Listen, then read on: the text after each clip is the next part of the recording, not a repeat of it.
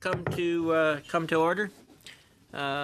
Pursuant to the order reference of Wednesday, February 27th this year, Bill S-6, an act to implement the Convention between Canada and the Republic of Madagascar for the avoidance of double taxation and the prevention of fiscal evasion with respect to taxes on income. And with us to start, we have a Department of Finance officials, Mr. McGowan, who's Director General Tax Legislative Division, Tax Policy Branch, and Ms. Smith, Senior Director, Tax Treaties, Tax Legislation Division, Tax Policy Branch.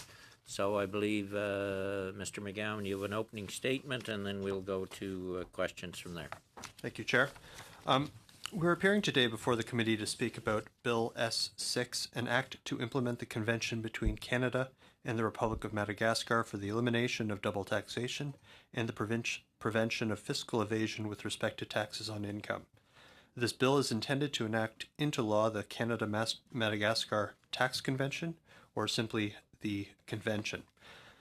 The substantive provisions of the Convention are largely based upon the Organization for Economic Cooperation and Development Model Tax Convention on Income and Capital. The OECD model represents the collaborative efforts of the member states of the OECD, including Canada, and is intended to provide a uniform basis on which to conclude tax treaties. Bill S-6 would build upon Canada's extensive network of tax treaties, which includes 93 comprehensive tax treaties currently in force. These tax treaties, including the Convention, are intended to benefit Canadians by encouraging cross-border trade and investment. As a trading nation, Canada has implemented tax policies that are designed to assist individual Canadians and Canadian businesses in taking advantage of the opportunities that international trade and investment can offer. The Convention contains a number of specific provisions that support the overall objective of encouraging trade and investment. In particular, it provides greater certainty to taxpayers regarding their liability to tax in the other country, prescribes a method for the elimination of double taxation, ensures that taxpayers will not be subject to discriminatory taxation in either country. It contains a mechanism to resolve disputes currently or involving cases where a taxpayer may have been subjected to taxation not in accordance with the Convention. And finally, it reduces the risk of burdensome taxation that may arise because of high withholding taxes. With respect to withholding taxes, payments originating in one country and paid to a resident of the other country of certain passive forms of income, such as dividends, interests, and royalties, may be subject to withholding taxes as high as 25% of the gross amount paid. Because the withholding tax does not take into account the expenses incurred in generating the income, the recipient of the payment may be subject to an effective rate of tax that is higher than the rate that would be applicable if such expenses were taken into consideration. The Convention alleviates this potentially burdensome taxation by setting maximum levels of withholding tax that each country may impose. For example, the Convention limits the rate of withholding on direct intercorporate dividends to 5% if the recipient controls 25% or more of the voting power of the payer. It limits the rate of withholding on interest to 10% and eliminates withholding entirely in respect of interest paid to certain pension, retirement, and employee benefit plans. And it limits the rate of withholding on certain copyright royalties and royalties paid in respect of computer software to 5%. In addition to encouraging cross-border trade and investment, tax treaties, such as the Convention, play an important role in preventing tax evasion by facilitating the exchange of information for tax purposes between the tax authorities of the two contracting states. In this respect, the Convention allows the respective tax authorities of Canada and Madagascar to exchange information relevant to the administration of each country's tax laws in conformity with the standards developed by the OECD for the effective exchange of information for tax purposes. These standards provide that the exchange of tax information between the two countries is not impeded by bank secrecy laws or domestic interest requirements, that is, a country's need to have a domestic interest in the information requested by the other country before providing the information. And in summary, the Convention contained in Bill S-6 is intended to improve the economic links between Canada and Madagascar.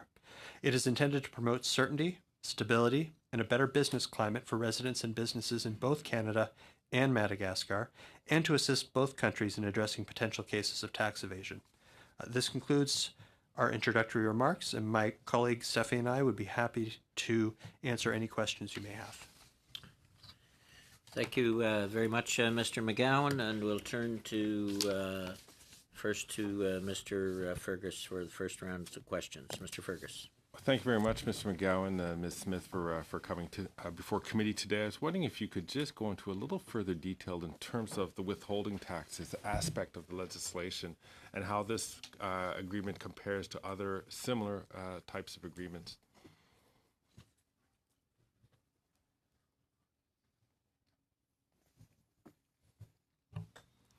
Thank you for the question.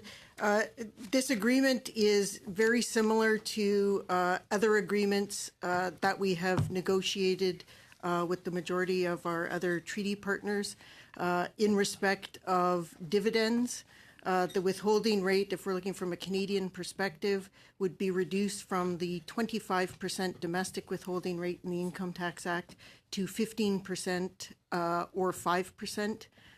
Depending on the holding in the particular company. The rate for royalties would be reduced from the domestic withholding rate of 25% in Canada down to 15%. And the interest would be reduced again from the 25% to 10%. Thank you for that. Further along those lines, what is the exposure of Canada, I guess, in a sense? How many people operate operations between Madagascar and Canada that these provisions would be significant enough to justify it for being as part of or similar to other withholding rates in other countries, larger and perhaps other countries that I would expect that Canada would have a greater interest in? Our understanding that the majority of Canadian investment in Madagascar is in the mining sector. That is the sector of most interest for Canadians.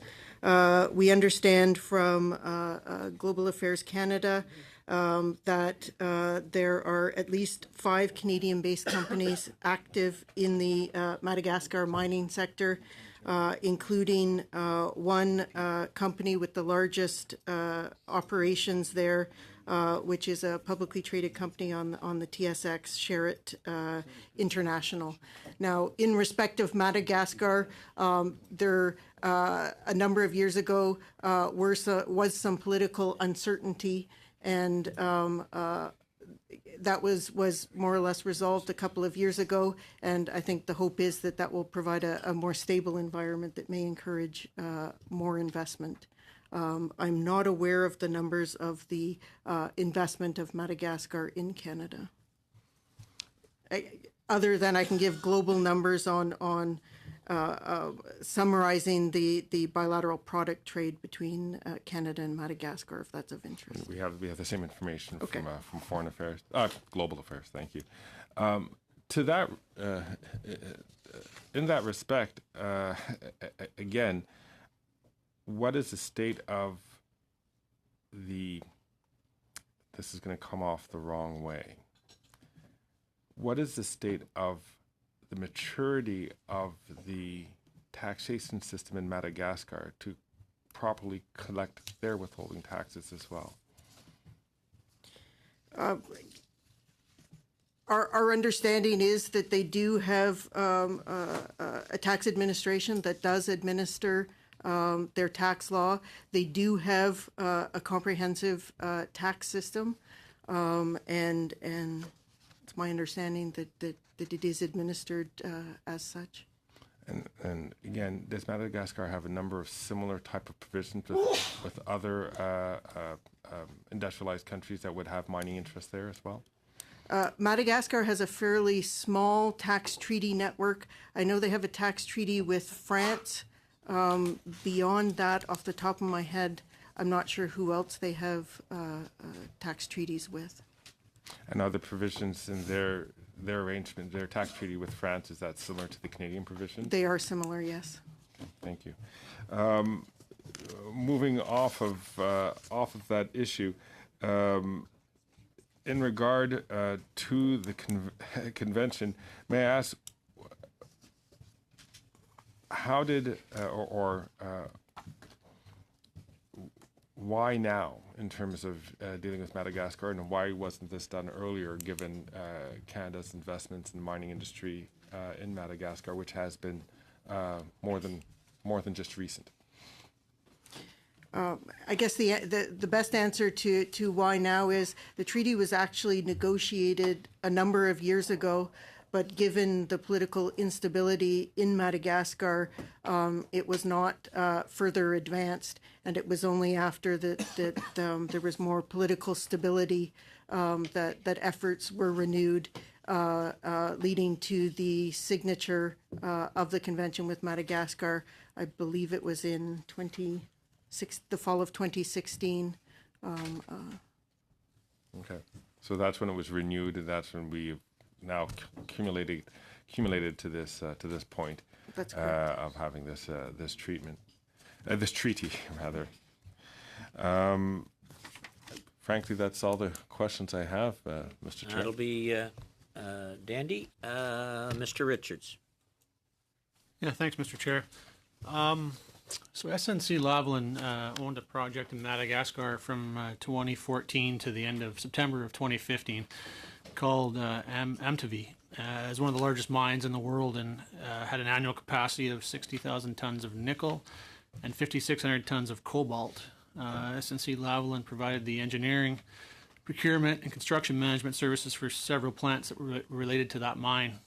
So it's clear that SNC Lavalin has interests in Madagascar and, of course, beyond, and would therefore be subject to treaties like this one that we're discussing today. It's also clear that they've gone to pretty great lengths to influence this government's decisions. So I'd like to review a little bit about how they might have gone about that and whether that applies in this case. November 19th of 2018, SNC Lavalin officials met with the Chief of Staff to the Minister of Finance, Ben Chin. Would you happen to know what the content of that meeting would have been? Point of order, Mr. Chair. I think we've strayed away from the substance of Bill S6. Dramatically. On that point, Mr. Chair, no, I don't believe so. I've indicated already how there is a link here between SNC Lavalin and in Madagascar, and I'm simply trying to determine whether these meetings related to that. I'll allow the question, and officials, these officials are not in the minister's office. No, fair but enough. I will allow the question. Yep. I'll allow it. We don't, just conferred with my colleague, we don't know the contents of that meeting, but to reiterate something my colleague had mentioned in terms of timing, the treaty had already been negotiated by that point, and in fact, I don't know if a significant portion or all had been negotiated under the previous government. Okay. Let me ask in regards, and I do appreciate the comments the chair made that you certainly don't work in the finance minister's office, but you do work obviously at the Department of Finance, my understanding. September 24th, 2018, SNC Lavalin officials met with Richard Botham, Assistant Deputy Minister, Economic Development and Corporate Finance at Finance Canada, with Paul Rochon, Deputy Minister of Finance Canada, Tasha Haynes, Chief of Staff of the Deputy Minister of Finance, about, and I'm going to quote from the Lobbying Commissioner's report, international relations, industry, and justice and law enforcement. Do you know what that meeting was about? No, we do not. Okay. Same day, September 24th of 2018, SNC Lavalin officials met with the Minister of Finance and his Chief of Staff about justice and law enforcement, international relations, and industry. Again, do you know what that meeting was about? No, we do not. Okay. Related to the tax treaty? Well, they certainly may be. That's what we don't know, right? That's why they're important questions. Okay. July 12th, 2018, SNC Lavalin officials met with Julian Ovens, Chief of Staff to the Minister of International Trade, and Phil Rio, Senior Policy Advisor to the Minister of International Trade on, among other things, international trade and international relations. Do you know what came up at that meeting? No, I do not. And my colleague helpfully reminded me that perhaps I was a bit vague in my my description of when the treaty was signed. It was November 24th, 2016. Okay. There's been a series of meetings here. It sounds to me as though we kind of have a bit of a pattern you're not aware. And I can give you some other dates of some other meetings, but would you be able to give us some get back to us on what those meetings would have been about, because on July 12th of 2018, there was a meeting with Paul Rochon, Deputy Minister of Finance, Rick Stewart, Assistant Deputy Minister of International Trade and Finance, Ava Yaskiel, Associate Deputy Minister at Finance. On February 9th of 2018, the SNC-Lavalin officials met with Rick Stewart, Assistant Deputy Minister, International Trade and Finance at Finance Canada, with Jonathan Freed, Coordinator of International Economic Relations at Global Affairs Canada. And so there's been this whole series of meetings, and I guess what we would like to know is what those meetings were about. If you could maybe endeavor to get back to us on that. We don't know, is it related to this or is it not? Bottom line is, this seems to be a pattern that there seems to be some pretty unprecedented access to this government from SNC-Lavalin. In fact, they even met with one of the members of this committee on February 27th of 2019. They met with the member for Northumberland, Peterborough South. Mr. Richards, point of order here.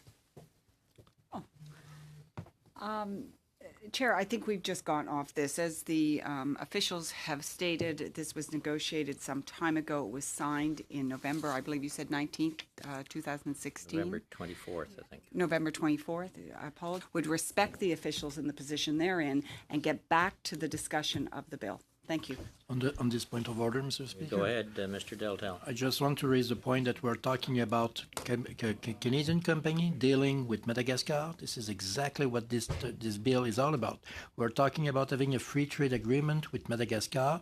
So we want to see some more Canadian business getting involved in the economy, and having also some Madagascar company getting involved in Canada's economy, which is great. We do support, everybody do support the free trade agreement. We are on that. But this is exactly a clear example of what happened with that kind of bill. This is a Canadian company, well-known, well-established, maybe for good or for bad reason, but this is exactly what we're talking about. We're talking about a deal with a Canadian business company to Madagascar. This bill is addressing the free trade agreement with Madagascar and Canada. We are 100% on the target. I think I have no choice but to allow the questions, but I also will say, Mr. Richards, that I do not believe Mr. McGowan or Ms. Smith are in a position to answer to questions of meetings they were not involved in. Well, and I appreciate that, Mr. Chair. I thought maybe the member opposite was going to get in her point of order, indicate what her meeting was about when she met with SNC-Lavalin.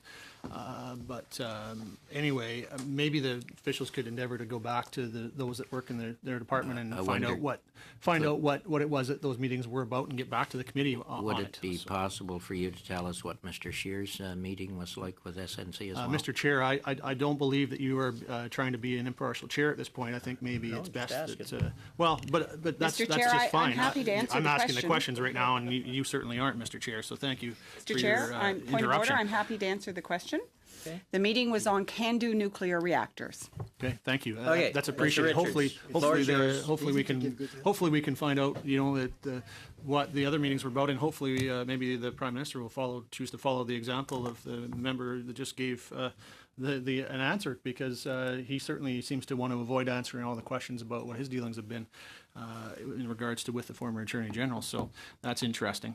Let's move on, though, because we don't seem to be getting any answers there. But in order to be able to discuss tax harmonization between Canada and Madagascar, I think it's important to be able to understand the unique tax policies of each country, and I don't think to be able to understand the impact of Bill S6 on Canadian businesses without being able to understand what we're getting into, of course. Yesterday, the unfair Trudeau carbon tax took effect in New Brunswick, Ontario, Manitoba, and Saskatchewan, and I believe it was increased in other provinces. Point of order, Chair.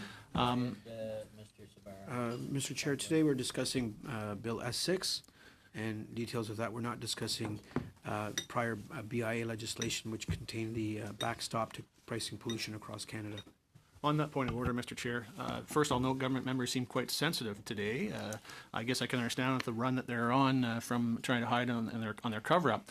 But I did point out that when we're looking at tax harmonization, it's important to look at the context in both countries. Oh, without Between question, your statement without and question, S6, without let's question, hear it. I am doing that, Let's Mr. hear Chair. it. If I'm allowed to finish, I will do that. So that new liberal tax will raise the cost of everyday items. It'll raise the cost of services for Canadians and businesses, and they're now paying more to get to work. They're paying more to heat their homes, for the food they eat. Nearly every part of their lives, they're paying more. Gas prices went up 5 cents, overnight, and will only keep rising if the Liberals are allowed to further implement their plan. So my question for you is: does Madagascar have a carbon tax plan? I don't know how that. Well, how that relates. Mr. Chair, you need to allow them to answer the question so I you don't can know see. how this relates. Well, to it does, the Mr. bill. Chair. If you allow them to answer the question, I can continue on to show you. They're chatting about it and deciding what their answer might be. Ms. Smith, I believe you're going to, or Ms. McG, whoever, go ahead. I think in responding to the question, it might be helpful to clarify the taxes that are within the scope of this double taxation agreement. For Canada, it includes taxes on income under the Income Tax Act. In respect of Madagascar, it includes the tax on income, the synthetic tax, the direct tax on hydrocarbons, the tax on salaries and assimilated income, the tax on income from immovable assets, and the tax on gains from immovables. Okay. So do you know, does Madagascar have a carbon tax plan? I am not aware of any specific carbon tax plan in Madagascar. So what would, so... Okay, Mr. Polyev, or Mr. Dussault. Merci, Monsieur le Président. Je vous en tiendrai pas rigueur, mais... Chair, I won't hold it against you. But I'd like to ask a few questions as well of the officials who are with us today on Bill S6. First of all, I'd like to ask this. The question I'm wondering about, and I ask it of you, is if the convention that we have before us today, does that come under the multilateral text, which was represented in Bill C-82? Because I'm thinking we might be duplicating here. Maybe we're doing some work for nothing. And maybe if S6 is already part of the multilateral agreement, why then? Well, here's my question. Is this text included in the multilateral convention? And why then are we working on this? Are we trying to move this along more quickly than is necessary? Your question, and perhaps it would be a good idea to just describe briefly the two objects or intentions of the two bills and two types of treaties. So the multilateral instrument is an efficient and effective way of modifying the application of existing tax treaties that are currently in force. But it is not itself a tax treaty, a bilateral tax treaty between Canada and another country. Rather, it affects the application of those tax treaties. Whereas this tax convention with between Canada and the Republic of Madagascar is itself a bilateral agreement between the two countries. And so the MLI does not serve to replace the existing tax treaties. Rather, it is intended to modify and supplement their application. This, and my colleague can provide more details, but this convention between Canada and Madagascar is not covered by the MLI, which I had noted is largely intended to, in an efficient manner, modify the application of Canada's existing stock of treaties, or the existing worldwide net of treaties, not just Canada. Non, ça répond entièrement à la question. Yes, that does answer my question. My second question is this. Further to what you mentioned, the world business figures with respect to Canadian investment in Madagascar and Madagascar investment here in Canada, which is not very big at all, if at all.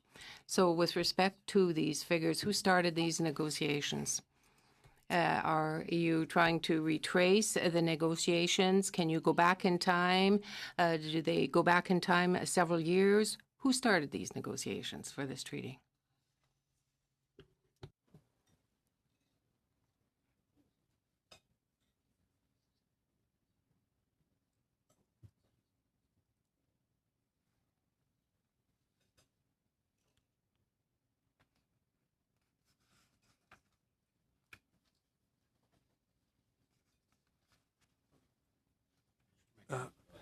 With apologies, we don't have the detailed history of the negotiations. As my colleague Stephanie has said, negotiations has started some time ago, and concluded with the signing in November of 2016.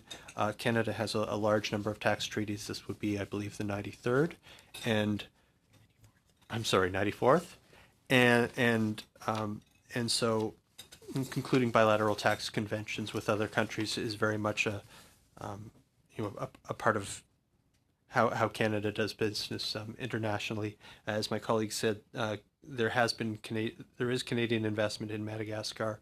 African nations are a growing region in the world, and in addition, there's perhaps some advantage with Madagascar being a largely francophone country that Canada has.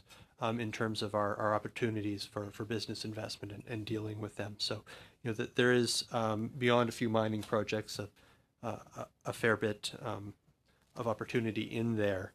And it's also consistent with our general policy of, being a well-connected country with a wealth of tax treaties available for Canadian businesses. Okay. Ça, dans le fond, je posais la question parce que I'm asking the question because at first blush, it would seem that this is a convention that is more favorable to one of the parties than the others. In your remarks, you said that this will encourage Canadian investment in Madagascar to stimulate the Madagascar economy, perhaps more so than the Canadian economy. It wasn't initiated really by that side.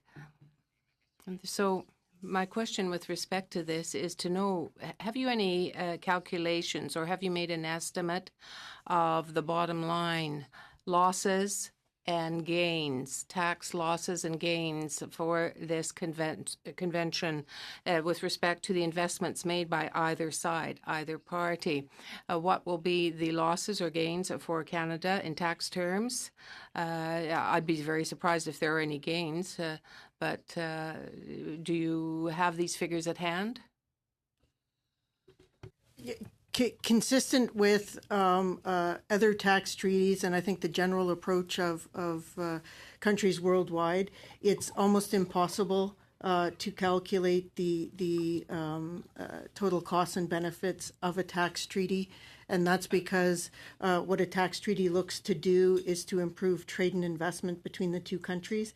And it's very difficult to attribute increased trade and investment specifically to one thing, such as a tax treaty. So we have not done estimates with respect to Madagascar, but that's consistent with the rest of our treaty network. And generally my sense of internationally, there is no accepted or understood method to be able to price the costs and benefits of a tax treaty with any degree of certainty. Mais je comprends que la spéculation peut être difficile pour. I understand that speculating might be difficult, but in terms of future losses or gains of benefits that can occur, but currently, as we speak today, how much money, how much revenue is drawn from business done in Madagascar and brought back to Canada? What is the current calculation that you have, today's, not forecast? Economic analysis in respect of what is the existing situation with respect to the trade and investment with Madagascar, and attempted to cost that. Je pense que si vous êtes capable de le faire, ça serait. I think that if you could do so, it would be very interesting for us to be able, as parliamentarians, to see what the potential tax impact might be. Not just potential, perhaps I should say hypothetical. But we want to know whether or not if the situation is going to stay exactly as it is today between Canada and Madagascar after this treaty is enacted. What would be the benefits? What would be the changes? Folks, that's you're slightly over time, Pierre. That's fine. Any answers from Mr. McGowan or Ms. Smith? I think Stephanie, my colleague, Ms. Smith, made comments relating to the difficulties in quantifying the economic impacts of a bilateral tax convention. I think that it's generally perceived that having bilateral tax conventions between two nations improves the atmosphere for trade and breaks down barriers to trade. But it is quite difficult, if not impossible, from an international experience to precisely quantify the economic effects of a particular bilateral agreement. I mean, we do have some information which, from an earlier question, I understand was included in a briefing note setting out the details on the Canada-Madagascar economic relationship for the years 2013 to 2017, and providing some idea on the trade between the two countries. Vegetable and mineral products dominate imports to Canada from Madagascar, and the largest category of items exported to Madagascar from Canada is machinery, mechanical and electronic products. And that kind of brings me back to a point that we discussed earlier, that it is a very much a bilateral agreement.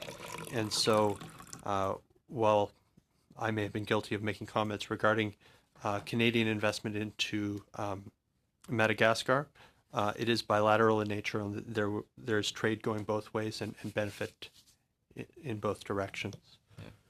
Just, can I clarify something? Clarify, go ahead. La chose que j'essaie de pointer.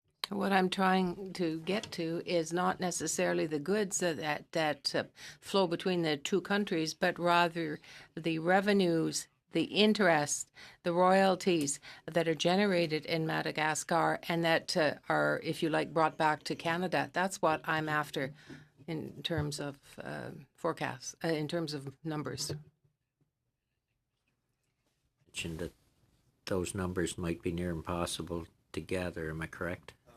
We don't have the specific data on the amount of Madagascar withholding or taxes imposed on dividends, interest, and royalties paid to Canadian taxpayers. If that's the specific question, we don't have that. So they have to report what they gathered in Madagascar and came back to Canada.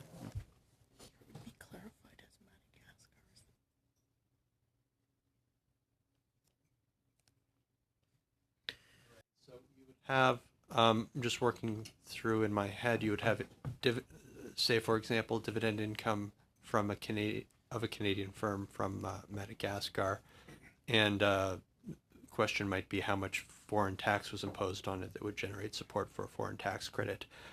We can ask our colleagues in our International Business Income Tax Division to see if they have that data, but we don't have it on us. Thank you. We went well over time there, but I figured we needed to finish the round. Mr. Frakaskatis. Thank you, Mr. Chair. Thank you to the witnesses for being here and for your service, of course.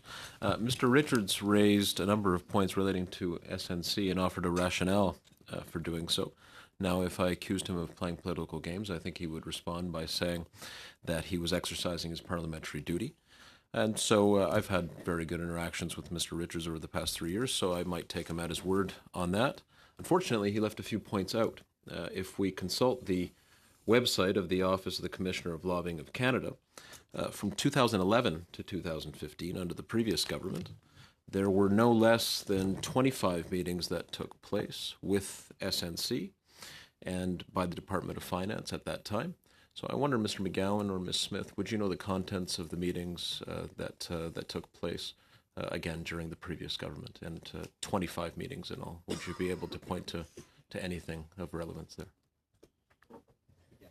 I've For Mr. Richards, I don't believe that Mr. McGowan or Ms. Smith are in a position No. to answer those questions. I just thought I'd take a stab at it, Mr. Chair, but that is appreciated. So if you can't shed any light on that, I think the record should reflect the fact that 25 meetings took place from 2011 to 2015, again under the previous government, involving SNC Lavalin, and I thank my colleague, Mr. Fergus, for his work on that as well in bringing that to light. Now, if we can get back to S6, because I want to take my parliamentary duty seriously, so I'll stay focused specifically on that. You say in your brief here that the objective of S6 is to encourage trade and investment.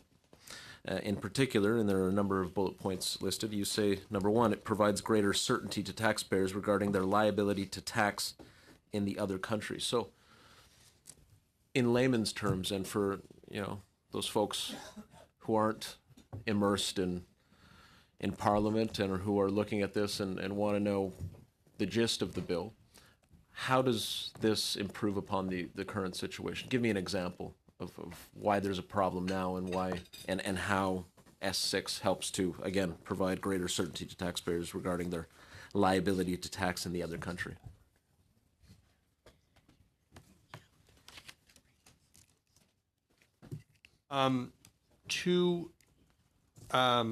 Maybe two simple and concrete examples. A Canadian firm investing into Madagascar or vice versa would be interested to know what the withholding tax rate is on, say, dividends paid from a Madagascar subsidiary to the Canadian parent or again, vice versa, and would want to have certainty as to the rate going forward over the term of the investment. As noted, this treaty would ensure that the maximum dividend withholding tax rate on income or dividends paid from a Madagascar subsidiary to a Canadian firm, as long as they have substantial investment in their Madagascar subsidiary, would not exceed 5%. And so that provides cost certainty in terms of their exposure to dividend withholding tax on their investment in Madagascar. Another example would be where you have an entity, say a corporation or an individual, that could be considered under both the laws of Canada and the law of Madagascar to be resident in both countries. And the treaty provides more clear tiebreaker rules to help establish where that person is resident, which can make a big difference in terms of the imposition of, say, income tax, which Canada imposes on their residents on their worldwide income. Okay. You also say that S6 prescribes a method for the elimination of double taxation. What's the key way it does so? The key way that it provides for elimination of double taxation with respect to Canada, it provides that there will be a foreign tax credit provided to a Canadian company that incurs tax in Madagascar, and that is determined in accordance with Canada's domestic foreign tax credit rules. Okay. The third bullet point has basically been dealt with, I think. So the fourth issue here I wanted to ask about. You say S6 contains a mechanism to resolve disputes involving cases where a taxpayer may have been subjected to taxation not in accordance with the convention. Does this anticipate possible disputes, or does it recognize that disputes have existed in the past and seek to provide a remedy? In general, I think it anticipates that there could be a dispute, and that's because the convention itself allocates the taxing rights, and it's through sometimes the allocation of the taxing rights that there can be a dispute as to who has appropriately applied the tax, because sometimes there's a shared taxing right, sometimes there's a maximum taxing right, and sometimes in cases of transfer pricing, there can be a dispute in terms of the application of the arm's length principle. And so it does provide a mechanism where the two tax authorities of the respective countries can get together to resolve the dispute and determine the taxation in each country so that there's no double tax for the individual or taxpayer. Well, public policy should be proactive as much as possible, so I appreciate that that is built into the bill. You say that it reduces the risk of quote-unquote burdensome taxation that may arise because of high withholding taxes. So that is the situation now? This is what has been learned through consultation in the lead up to the bill? Well, I think, yes, that's correct. That's twofold. And in particular with respect to withholding taxes, because there is agreed to reduced rates in the treaty, and if we take the Canadian domestic rate of 25%, we reduce that in tax treaties, and the withholding rates in Madagascar generally go up to 20%. So this will provide lower and more reasonable rates, given that we're talking about a rate of tax on gross amounts, not net amounts. And if you'll permit me, just in speaking about withholding taxes, I think I'd like to clarify, because I'm not sure I got it entirely correct in response to the first question when I was asked about the withholding rates. For dividends, the rates are 5% and 15%. With respect to interest, they are 10%. In some cases where it's an investment with respect to a central bank, there is an exemption. With respect to royalties, and this is where I think I wasn't entirely accurate, it's 10%, and then in some cases, for example, copyright royalties and royalty for use of computer software and know-how, it's limited to 5%. So I apologize that I was not entirely accurate on my first response. So you bring a lot of knowledge. You do not have to apologize, but thank you very much. Thank you all. And turning to Mr. Kamish, 5 minutes. Tom? Just before I get to S6, nobody did a point of order on this side on your question, Peter. We welcome it. I am all for transparency on crony capitalism when it happens, whichever government is responsible for it. So I've been listening to the Q&A so far. So my question is, was there an analysis done on Canadian companies operating in Madagascar and who would stem to be gaining or losing from this S6 tax treaty? Was that analysis ever done by the department? Generally, I think analysis is done by Global Affairs Canada, and the information that they provided to us is that the most significant sector is the mining sector. And at about the time that we were preparing and moving towards signature, the most significant investment at that time was by Sherritt International, a publicly traded company on the TSX, which I think I mentioned earlier. Okay, so so Global Affairs would have done an analysis. They would have itemized that Sherritt International was the most likely company to be affected by this. Is that information publicly available, or are you able to disclose it to the committee? I am not exactly sure. I believe that Global Affairs does have information in respect of every country that is publicly available. They do an economic analysis of all countries. It's been a while since I've specifically looked what was on their website, so I'm not entirely sure, but they do have country by country information from an economic I'd be asking about the specific one related to companies, Canadian companies operating in Madagascar, which ones would be impacted? Because I have a second question that leads into, if that information is available, can you disclose it to the committee? We can certainly go to the Global Affairs website and confirm the publicly available information, yes.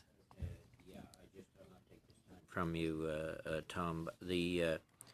I do know on the Canada-US that Global Affairs has information on every state. What are the major companies that are trading in that state, Canadian companies, what the products are, etc. I would expect something might be available along those lines, and if Ms. Smith can get it for us, we'll do that. Okay. Because then my next question was going to be, are you aware of any specific cases of aggressive tax planning by a Canadian company operating in Madagascar in the lead up to this treaty starting negotiations and to its signature? We are not aware of any, and in discussions with CRA, we're not aware of Madagascar being used as a jurisdiction for aggressive tax planning. Okay. Earlier you had said, I guess, that the treaty negotiations had been suspended for a little bit before it came back, and it was eventually signed in 2016. And am I recollecting that correctly? Because of political instability? Has the political instability been resolved? Yes, it has. They now have a stable government in place. Okay, because on EDC's website, they say for the commercial country ceiling, it's high risk. The travel advisory cautions all travelers, business travelers. It's a high degree of caution. Crime is widespread across Madagascar. Was there an analysis done on white-collar crime and the prevalence of it there, or either by your department or by Global Affairs? I am not aware of a particular study on white-collar crime in respect of Madagascar. I'm just worried that we're basically agreeing to a tax treaty now that's going to be ratified by Parliament. And then we haven't looked at whether Madagascar behaves poorly or whether it's rife with white-collar fraud and criminal behavior, while we're going to then ratify this treaty into the law of the land, noting that other government agencies saying that this is a high-risk country to do business with. And now it's unclear to me whether the economic analysis was sector by sector, which is totally one thing. I understand mining is a big thing in Madagascar, but I'm asking about specific companies. And if there are no specific Canadian companies that were involved in aggressive tax planning, then why are we following through with this treaty outside of political considerations of their domestic political problems having been resolved on a temporary basis for now? Like, I'm just asking, like, why are we doing this at this moment in time? I think we're moving ahead with this for the overall policy of the desire to expand Canada's network of tax treaties to improve trade and investment, and consistent with the fact that Canada has a number of tax treaties with African countries, which I think is consistent with the fact that there's significant mining expertise in Canada, and they look for opportunities around the world. Okay.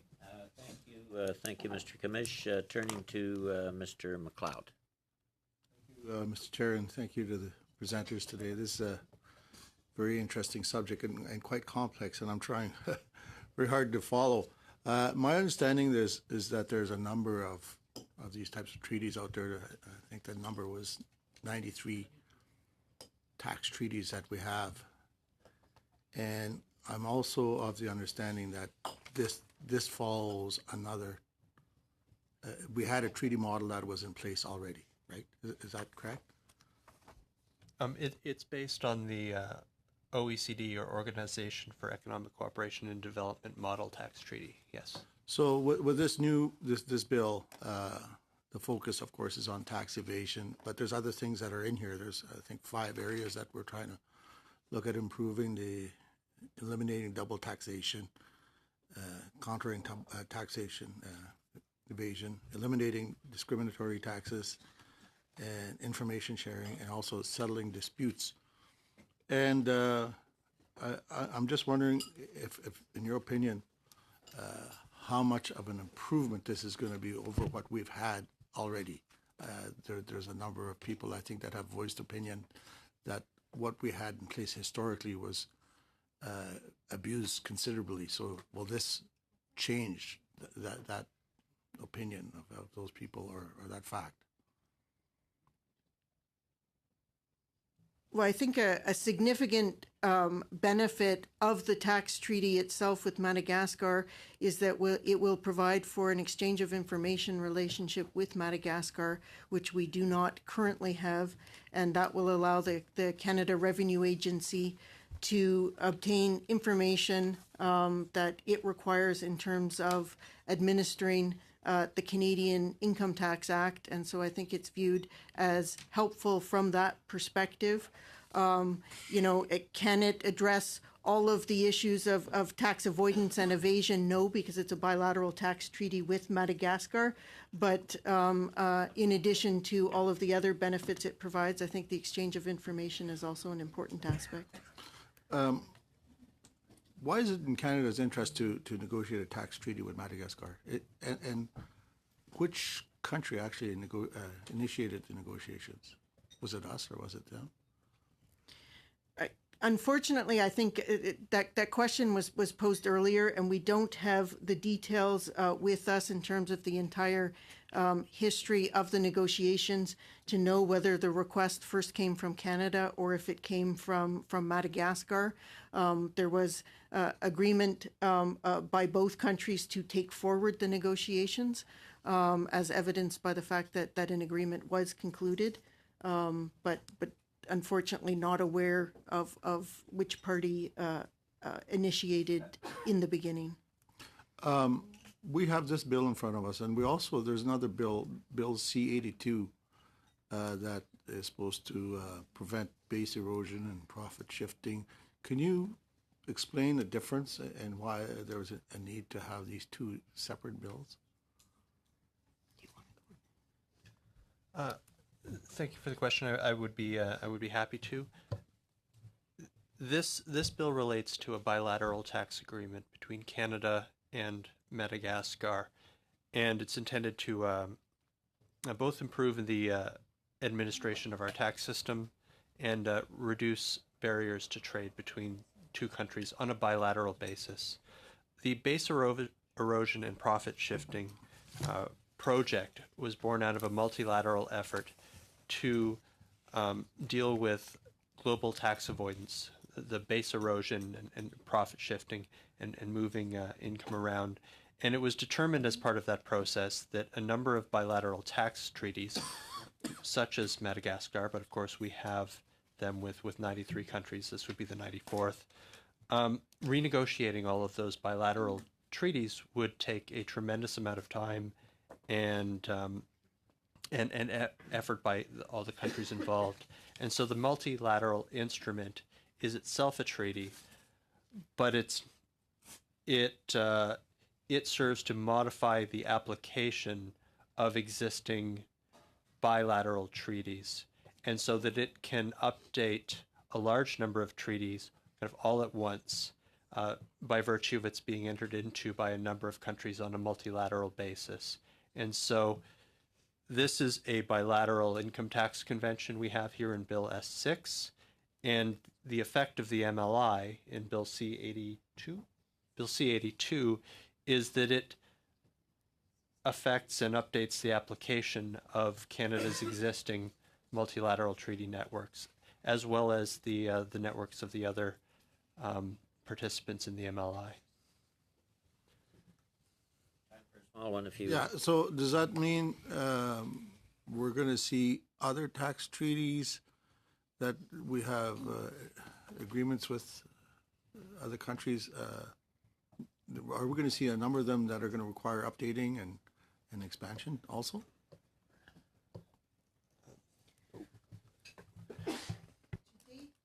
Most of Canada's tax treaties will be updated through the multilateral convention. However, which is C-82. Bill C-82, I'm sorry. However, there are some treaties where, largely by decision of our treaty partner, preferred to update those on a bilateral basis. And so, in particular, we are engaging at this time in some bilateral negotiations, and those include with Germany, with Switzerland, and with Brazil. Okay, thank you. Thank you very much, Mr. Deltel. Merci, Monsieur le Président. Thank you very much, Mr. Chair. Thank you. Welcome to our committee. As we know, Bill 6, we approve of the underlying principle. This agreement is not a free trade agreement, of course. It's designed to allow us to make the tax rules more flexible and to actually stimulate business and trade. Now, we understand, of course, that Madagascar is not the U.S., but we're talking about several millions of dollars in trade with that country, and we want to foster this type of business and trade. through Canadian and Malgache businesses. We want Canadian businesses, of course, to act in a dignified way. Having said that, one of the objectives of this legislation is to deal with tax evasion, or to give it the full title to prevent tax evasion as it pertains to income tax. Now, of course, this must actually include efforts by all countries so that we can reach that goal. To Ms. Smith, in an answer to a question asked by Mr. McLeod, you said that it'll allow, in fact, a better exchange of information between the various tax departments. That's perhaps a step in the right direction, but it's perhaps not enough to prevent tax evasion. Are there more specific measures that are being taken, or which could be actually put in place through this legislation to deal with tax evasion? In particular, for tax evasion, the main provision in the tax treaty that will help with that is the exchange of information and the collaboration between the two tax administrations to try to ensure that there's full information with respect to the investments between the two jurisdictions, so that both can apply their own domestic tax laws. Okay, let's give us a real fact. If there is a company in Canada who would like to make some business with Madagascar, who will call the shot? Will be the Madagascar country specialist of a fiscal issue who will ask us specific question about this business, or will we allow them to investigate in this company and to touch other issues than those who are concerned with the Madagascar's issue? Well, the tax treaty itself does not provide for, particularly if you're talking about visits from Madagascar tax officials to Canada in terms of reviewing the affairs of the particular business in Canada. It does not specifically deal with that type of cooperation. Typically, it deals with responding to if there has been a request made from one jurisdiction to the other, and to the extent that it's relevant and meets the requirements under the Act, Canada, or in the vice versa situation, would provide the information that's requested. It also allows Canadian tax officials to spontaneously exchange information. And so if they find information that they believe would be relevant to the tax officials in Madagascar, they would have the ability to exchange that information on a spontaneous basis without there being a request for that information. Alors, une dernière question. One final, very specific question. Now, if Malgache experts find that there's a crime being committed by a Canadian company, what legislation would apply, and what would be the sanctions or penalties that would apply? I guess it depends what it is, but if it is Madagascar applying its domestic law in respect of a Canadian company who had operations or some investment in Madagascar, it would be the Madagascar domestic laws that would be applicable. Merci. Okay. Mr. Sabara. Thank you, Mr. Chair, and welcome again, Trevor and Stephanie. Always a pleasure. My first question is, how important, we have 93 tax treaties with various jurisdictions. How important is it from a transparency investment proposition, and also to ensure that tax avoidance and tax evasion does not happen, that we have these agreements in place?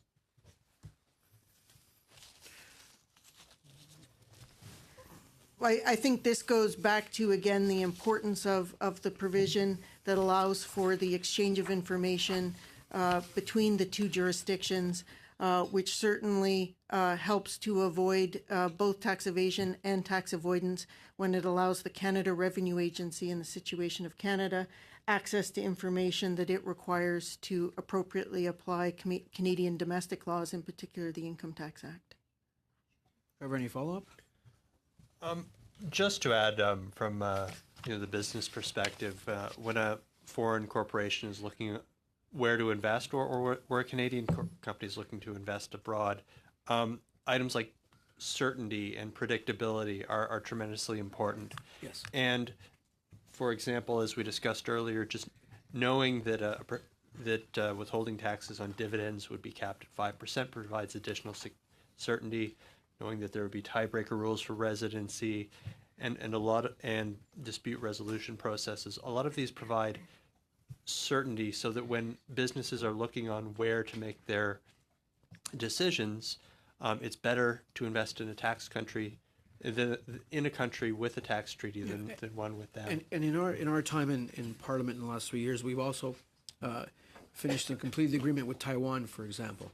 And this was a similar agreement that allows for flows of investment dollars to go back and forth, and certainty on taxation and investment, allows corporations, individuals to decide whether to invest in Taiwan or here in Canada. It's along the same lines as what S6 is, if I'm not mistaken. Generally speaking, yes. Of course, the agreement with Taiwan is not a multilateral convention between nations, but they're similar in effect. Okay.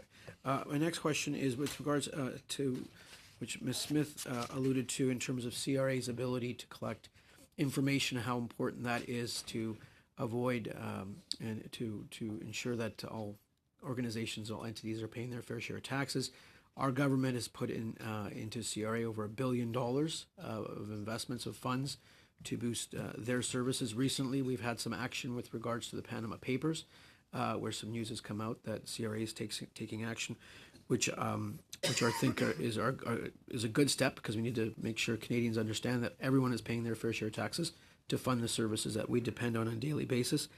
And with regards to S6, in terms of the way that organizations work, multilateral organizations with regards to transfer pricing, double taxation, how important is it that CRA is able to collect that information, use it properly, but be able to collect that information and also verify the information? Well, I think it's very important in terms of being able to verify and ensure the application of the Income Tax Act, and this provides them with the tool and the cooperation of the tax officials in Madagascar to provide them that information that is needed.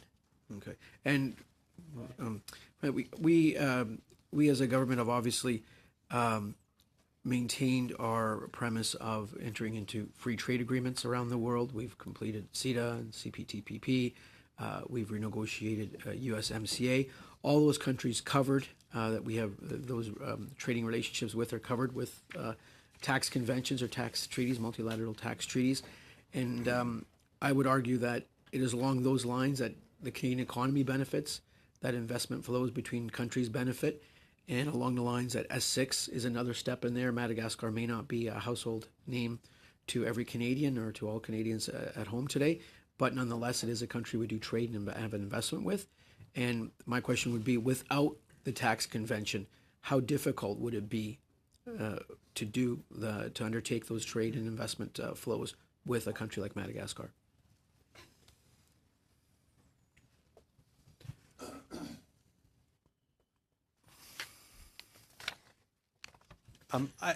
I think that leads back to some of our earlier discussions about certainty for businesses.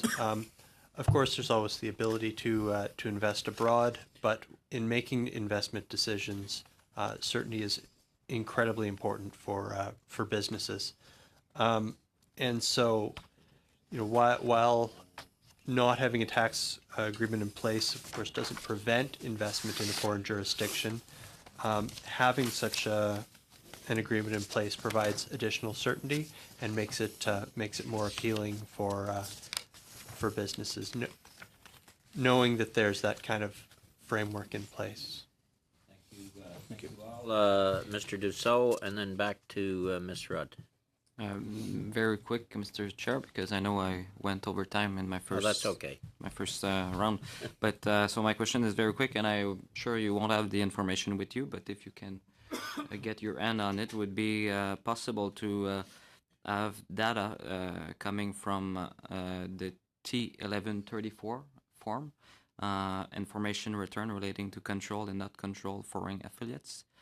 And also the data from the filing of T1135, the foreign income verification statement, and of course the data coming from Madagascar. So all related to Madagascar, and maybe, if possible, go back to 2011. I don't know if something possible to you in the Department of Finance or Canada Revenue Agency. Of course, I can't imagine we could provide, due to privacy laws, information provided on any specific taxpayers, T1134 or T1135. But I take it what you're the total amount looking for is aggregate data. Yes. Yes. We, as you guessed, we don't have that information on us, but we can ask our colleagues if that is something that we would be able to obtain. Yes, please. Thank you. Respond to the committee in writing with the information, that would be great. Ms. Rudd. Thank you very much, and I appreciate you once again coming. I always enjoy listening to your. Oh, sorry. Sorry, no, I'm just. Oh, okay. I always find I learn so much about things that I think the general public have no idea about. The during some of the questions by my colleagues and the testimony, can you explain a little bit about the average person that buys shares in a company? I know you talked about the percentage of withholding tax, et cetera, but what would that mean to a Canadian that maybe invests their RSP in a company that this tax treaty would apply to? What would that look like for them? Because I think we have a tendency to talk about it in the scope of big picture, but what would it mean for them?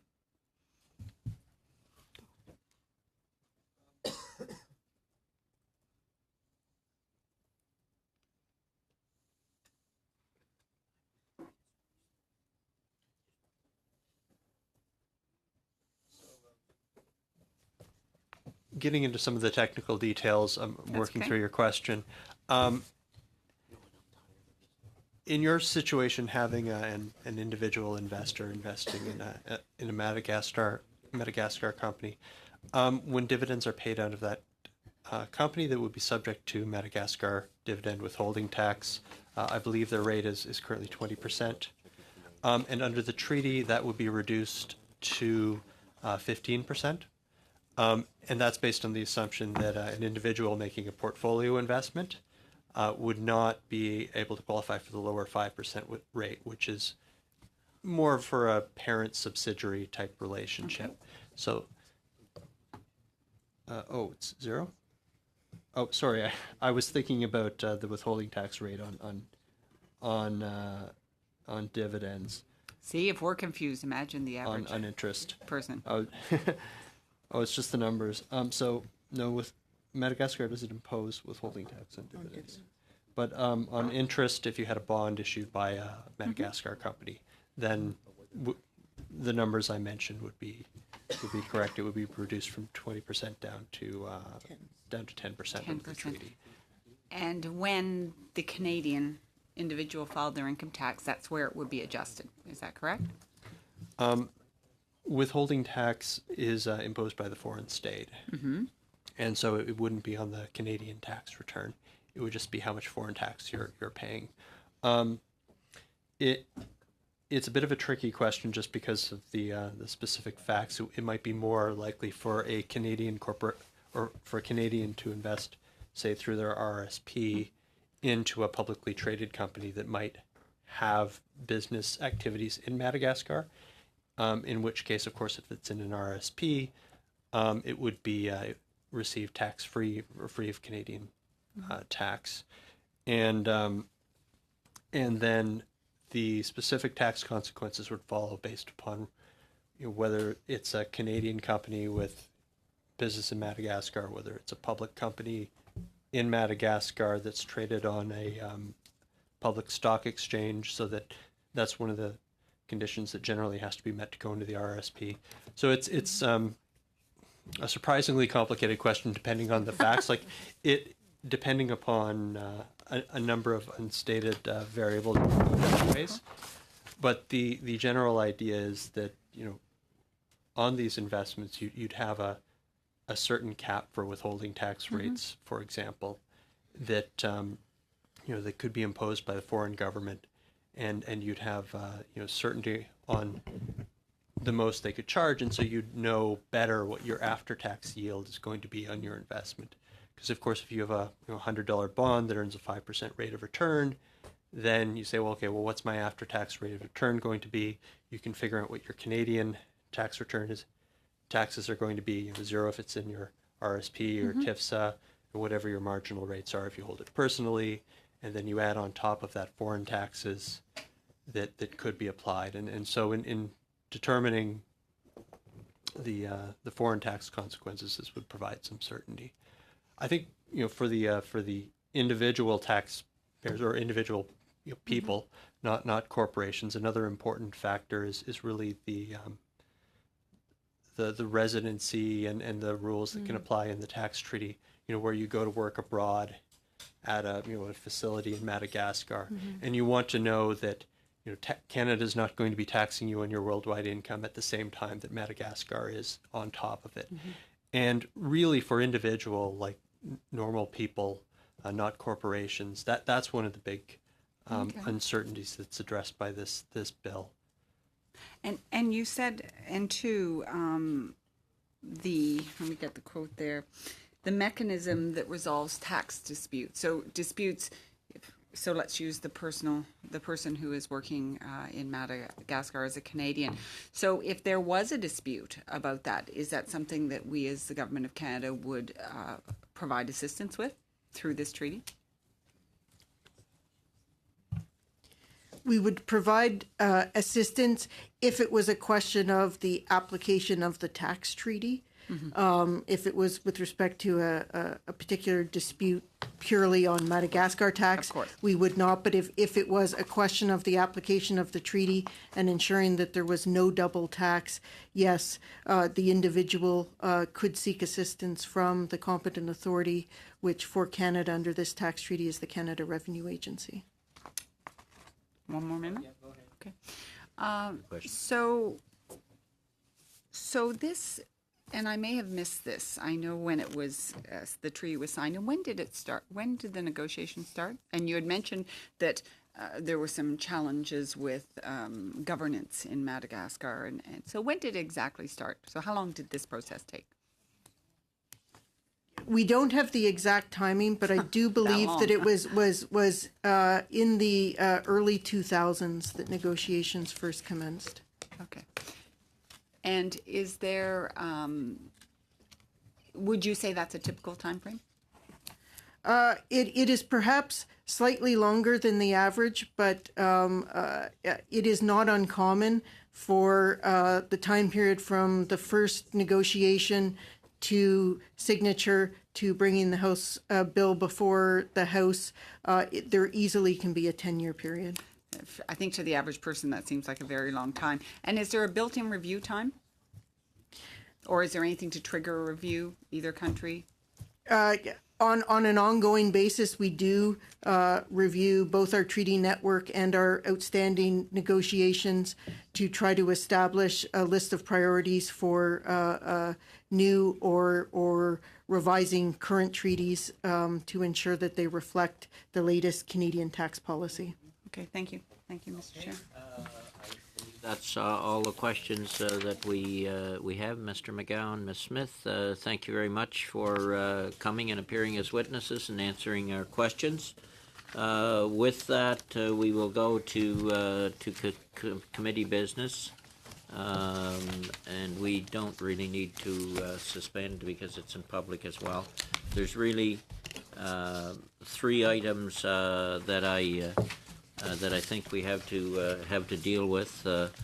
One is S6 going forward. Are we going to want witnesses? We'll have to establish the deadlines on that, with or without witnesses. I have a proposal on that, depending on where people want to go. Secondly, we have or maybe we could deal with that first. There's a budget that we need to vote on, and that's the budget for the hearings on Bill 8 C-82, which is already done. We had to pay for those witnesses. And thirdly is the chair's ruling on the February 21st meeting. I think Blake, Mr. Richards had a question on that. So if we could start with the budget. And the other thing I should mention, I do believe we need to hold a subcommittee meeting as soon as possible next week, in order to we'll know where things are at on the Budget Implementation Act, hopefully by that time, and we'll have to schedule out where we want to go for the next through till June, I expect. So. On the project, there's the request for the budget, the amount requested to do the study on Bill C-82, an act to implement a multilateral convention to implement tax treaty related measures to prevent base erosion and profit sharing. The amount requested was for $3,500. Do we have a motion to that effect? Moved by Mr. Fergus. All those in favor? Opposed? Carried. On S6, do we envisage witnesses or not? Because that makes a difference. We had it's much the same as C-82, but it's do members think that we will be bringing forward witnesses further on this tax treaty, similar to C-82, or not? Give people a few minutes to think about it, because that determines when we have to establish deadlines. While you're thinking about it, I'd put it this way: if there's no witnesses, we'd propose amendments by April 4th, the amendment deadline, and April 9th, clause by clause. If there is witnesses, we'd have to go to, say, an April 4th witness deadline. April 9th, we'd hear from witnesses, and April 16th, we'd have an amendment deadline, and April 30th, we'd go to clause by clause. That's the difference. It's entirely up to committee. Go ahead, Tom. Sorry, Mr. Chair, can you just repeat the last part of the amendments on S6? Okay, the last part would be if there was witnesses, then I would suggest that we, April 4th, which would be this Thursday, say midnight, the heavier witnesses in. April 9th, we'd hear from witnesses. Then we'd establish April 16th as a amendment deadline and go to clause by clause on April 30th.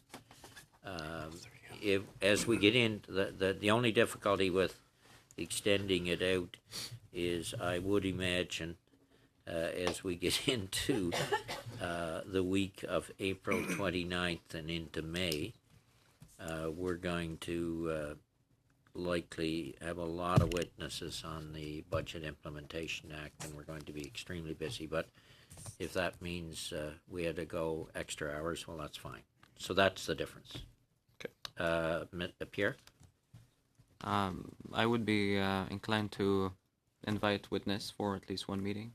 Okay. I think it's good to hear from outside perspective, not only the government officials. Okay, we can, that's my point. as I say, if there's any members think they want committees and that they want to propose witnesses, then that's the way we'll have to go.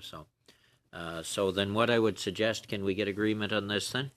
That the witness deadline be April 4th at midnight, to have the names to the clerk. And we'll hear from the witnesses on April 9th.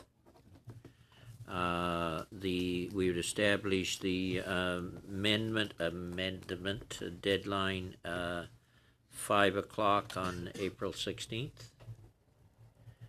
And then we could go to clause by clause on April 30th. We agreed on that?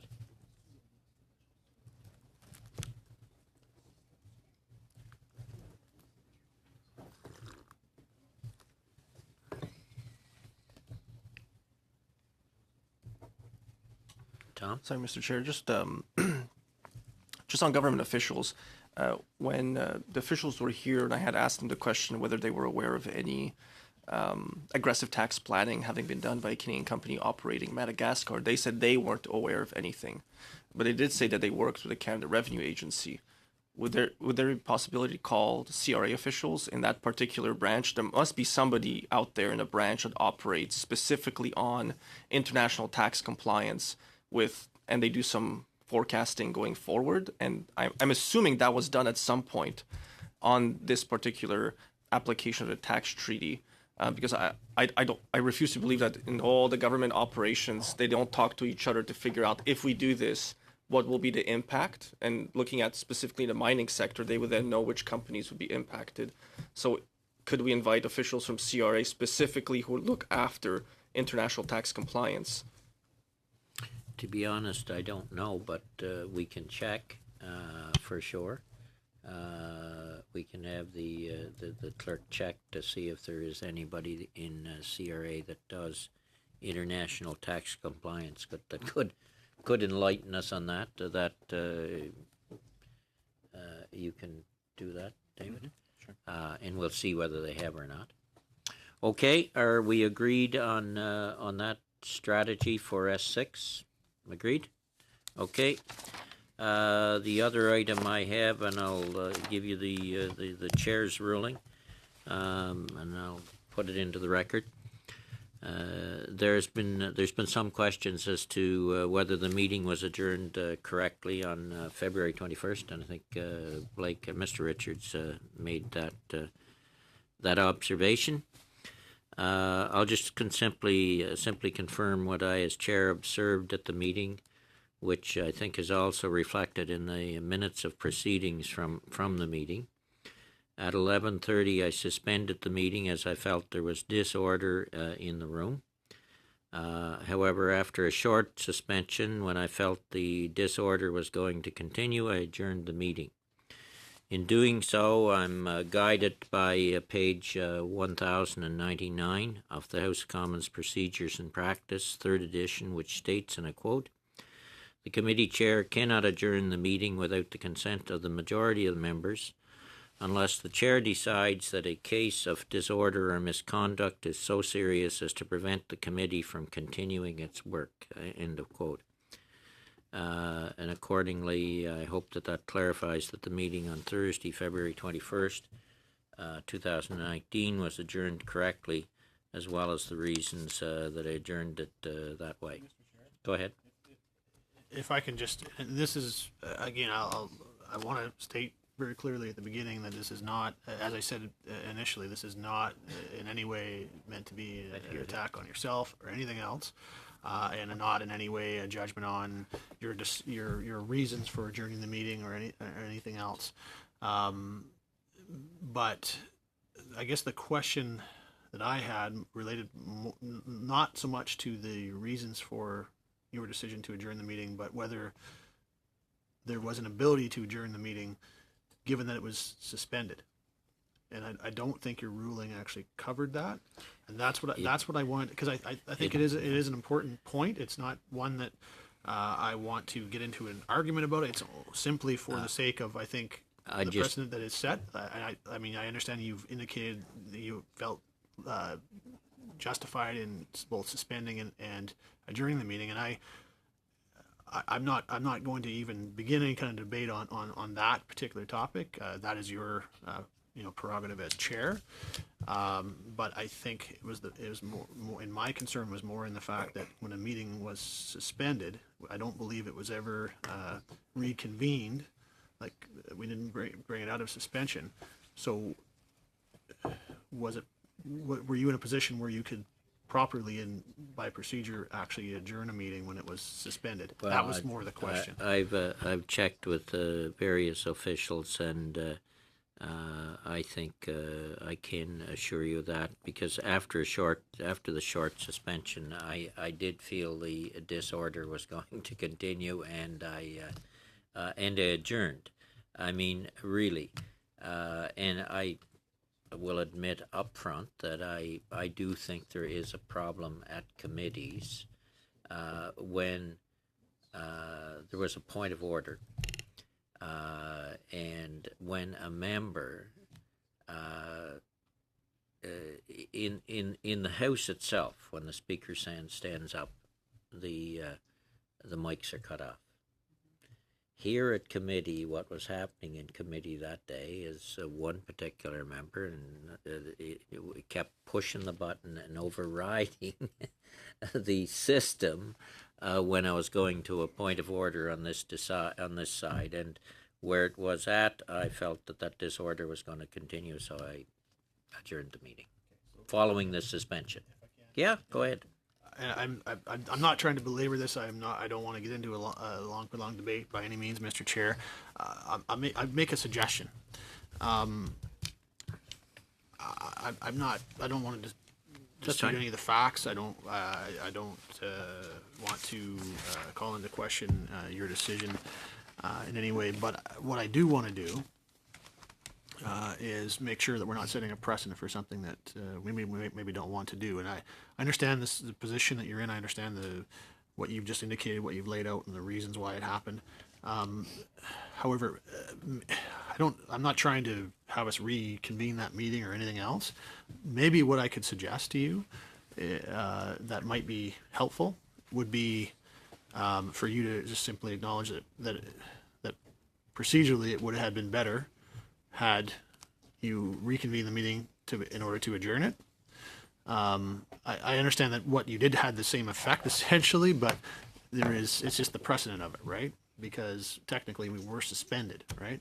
So probably procedurally what would have been best is had you just, quickly reconvene the meeting and then adjourned it. I wonder if that's something you might. We can take it under might advisement. acknowledge. Yeah. We can certainly take it under advisement. That's not a problem, and I understand. And I do understand your concern, because we had to be very concerned about precedents around here. All right. Is there anything else? So we do have. So we have about a half an hour for people to take a little break. We have the. Pardon? Yes, we have at 1 o'clock. From 1 to 2, we have the Daughters of the Vote, and just to explain that, we had an email exchange with the vice chairs of the committee, and these Daughters of the Vote, they're individuals that are in town, and they asked several committees if they could basically have a mock committee meeting where they would come forward and make their case, whatever it might be, I don't know.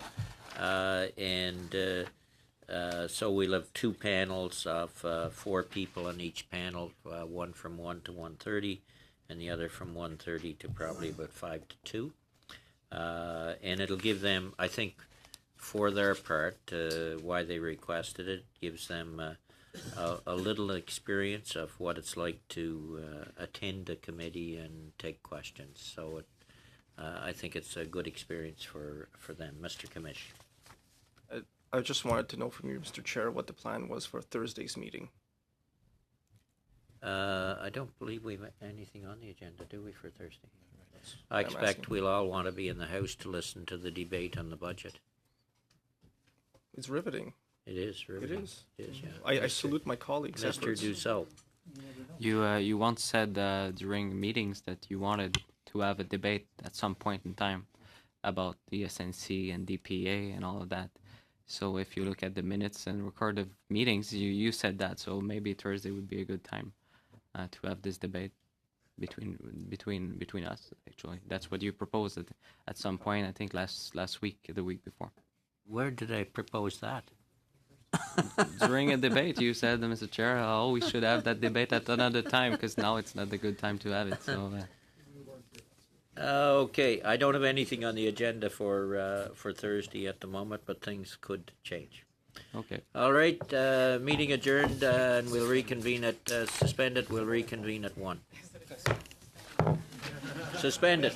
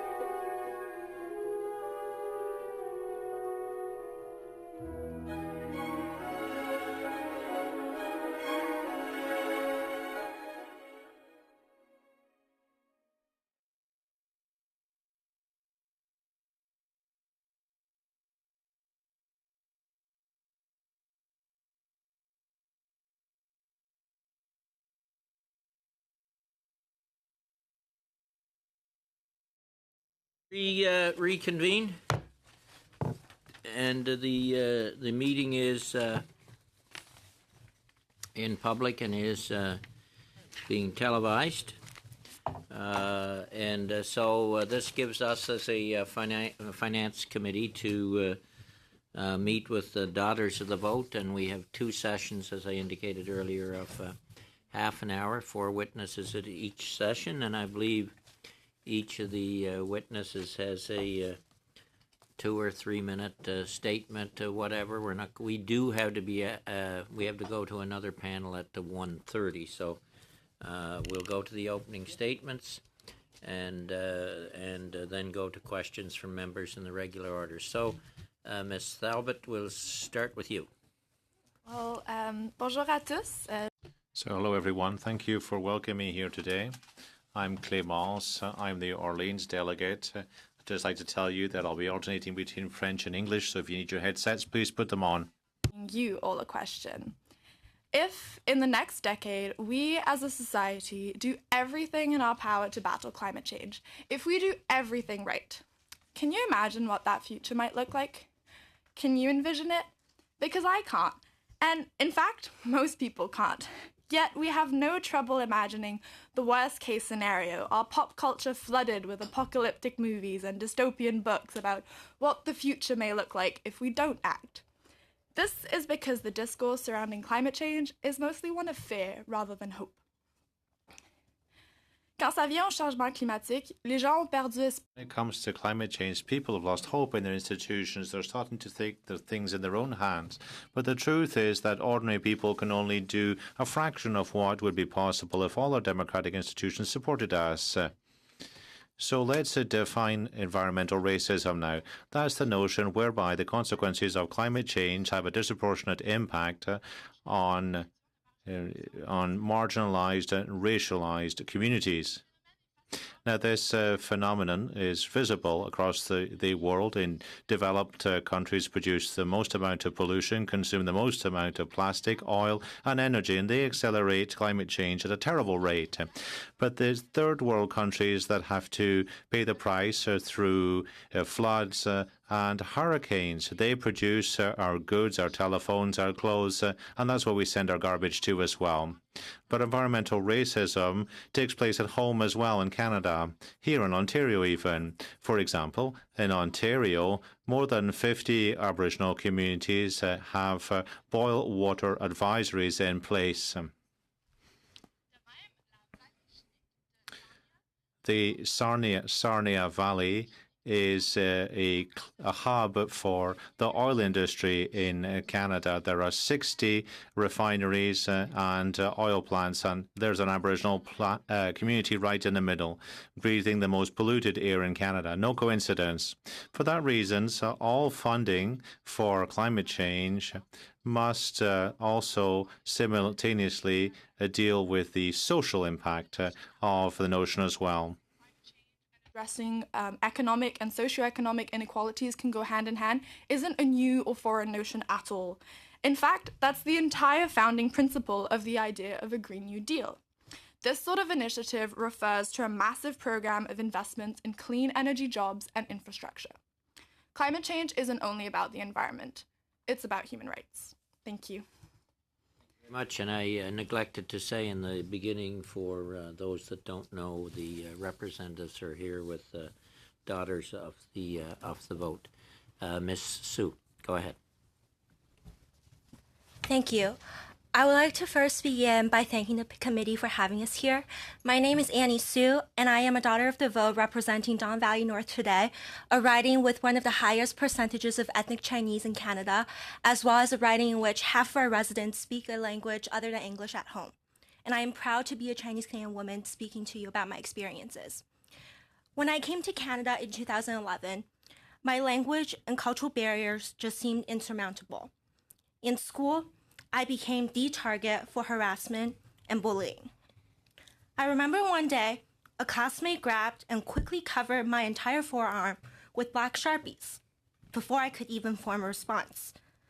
And not long after that incident, a group of boys would always throw my backpack around while mocking my request for them to stop, until my backpack would end up in a garbage can. Although I loved the performing arts since childhood, drama classes became unbearable after a male classmate verbally assaulted me with derogatory comments on my culture and my sex. In fact, I dreaded going to any classes and began to skip recess or lunch to avoid people. Social isolation ultimately triggered a lot of anxiety on my mental health, and at the age of 12, I had depression. And this is not just my story. This is one variation of the gloomy reality for many adolescent and youth newcomers to Canada. In a 2015 study that surveyed Asian youth in the GTA, 12% of the youth participants, and the majority of them being first-generation immigrants, said they had seriously considered suicide. A 2018 study published in the Canadian Medical Association Journal found that immigrant and refugee youth in Canada are more likely to visit the emergency room for mental health reasons than those born within the country. Amidst debates on immigration policy around the world, the critical issue of the integration of newcomer youth and refugees has not attracted much needed attention. Settling and integrating into a new community is a particularly challenging process for all of us with language and cultural barriers. And compounding these challenges, newcomer youth are commonly exposed to discrimination and oppression. And social exclusion significantly impacts our mental health, academic performances, and ultimate access to quality education. In 2017, I established Bridge to Heart, a youth-run nonprofit organization that provides peer-to-peer support for newcomer youth through mentorship, civic engagement programs, and skills training in Toronto. We work to ensure that newcomer youth have the knowledge, skills, and experiences we need to succeed in school, to effectively engage in our communities and the political process, and to achieve our full potential. Every day, I work with young people who share similar experiences with these issues that are rarely openly discussed or addressed by the government. I understand that the Government of Canada's settlement program and recent proposals for new settlement and resettlement assistance program and the recent new allocation of funds for pre-arrival services continue to improve upon support for immigrants and refugees. However, I see the urgent need for the provision of support designed specifically for youth newcomers who are not only entering a new community, but also a critical stage in our lives in discovering our identity. I urge this committee and the House to consider a youth-focused policy approach and to invest in local programs that foster connections between youth and their new communities and help them gain the language and cultural knowledge they need to succeed academically and in employment, while keeping in mind the important different experiences and needs from youth from different places of origin, immigration classes, and socioeconomic backgrounds, and many more. I think it is so imperative that we proactively invest in newcomer youth now and into the future before it is too late, to ensure their ongoing engagement with the community rather than passively implementing reactive measures. As a Chinese Canadian woman, I am grateful for a country that values our people's diversity as our strength, but we have a lot more to do. Thank you. Thank you very much, Ms. Sue. Ms. Hanson from Calgary Centre. Floor is yours. Hi, my name is Tasneem Hassan. Just wanted to correct you there. Okay, you wouldn't be the first to correct me. No worries. So, peace be upon you. My name is Tasneem Hassan, and it's my pleasure to join you today on unceded and unsurrendered Algonquin territory. Today, I want to talk about investment and what it means to invest in humanity. I want to talk about the dollars and numbers, but I want to talk more about what those dollars and numbers mean when they are being invested in shaping the stories and changing the life paths and rewriting the future. I am a social worker working in various community social services. And this topic is more broad and complex and intertwined with every single investment decision made here by the committee. And so please allow me to broaden this conversation. Canada itself is investing in the Muslim community. It prides itself, and particularly in the refugee community. And understanding that Canada is very much deeply invested in simultaneously creating these refugees, their continued dehumanization globally, and their oppression at the hands of our so-called political allies. Canada is invested in nearly every single major contemporary mass violence against Muslims globally right now. The government of Canada allocates millions of dollars in aid to places suffering under completely preventable conflicts and oppressions such as in Yemen, home now to the world's largest man-made famine, and yet remains active in unarmored vehicle agreement, which directly supports their oppressor and one of the major causes of this famine, Saudi Arabia. How can Canada account for vehicles built in Winnipeg and fashioned with American machine guns being used against a starved population? Similarly, the government of Canada prioritizes Israeli trade relations despite global condemnation, including from the United Nations, of human rights violations and war crimes committed against Palestine people of Gaza, the world's largest outdoor prison. Not even to mention watching while Israel decimate international law to bulldoze Palestinians, Muslims, and Christians alike out of their homes in illegal settlements. In order to justify this ongoing human rights crisis, Israel funds millions each year in anti-Muslim propaganda in countries such as USA and here in Canada. Canada may be admitting refugees, but we're also supporting a regime that continues to create these refugees and pays millions annually in dehumanizing Muslims. The government of Canada is willing to put forth trade agreements with ASEAN. That includes countries like Myanmar, a government actively committing genocide against Muslim Rohingya population. The government of Canada instead sends aid to assist with managing the world's largest refugee camp there. In China, the government of Canada has a trade relationship based on mutual investment, and yet we fall short in human investment for the millions of Uyghur Muslims currently imprisoned in the world's largest concentration camp with a Muslim population of at least 1.5 million. Canada can no longer afford to pay 3 times. 1, the first time, by supporting illegal global regimes committing acts of genocide against Muslims through trade agreements and silence on the oppression.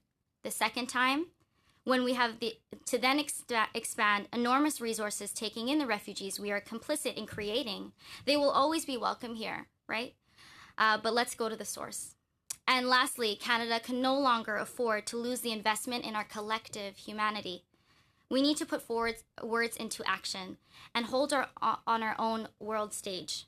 Every dollar we invest in these violent relationships and justifications of human rights violations that we are taking away from children's education, from settlement services, from healthcare, from all the services to Canadians right here at home. So what you choose rewrites the story for millions of people, and I trust that it will no longer be taken lightly. Thank you very much. Thank you very much, Mrs. San. Ms. Bird from Dauphin Swan River, Neepawa.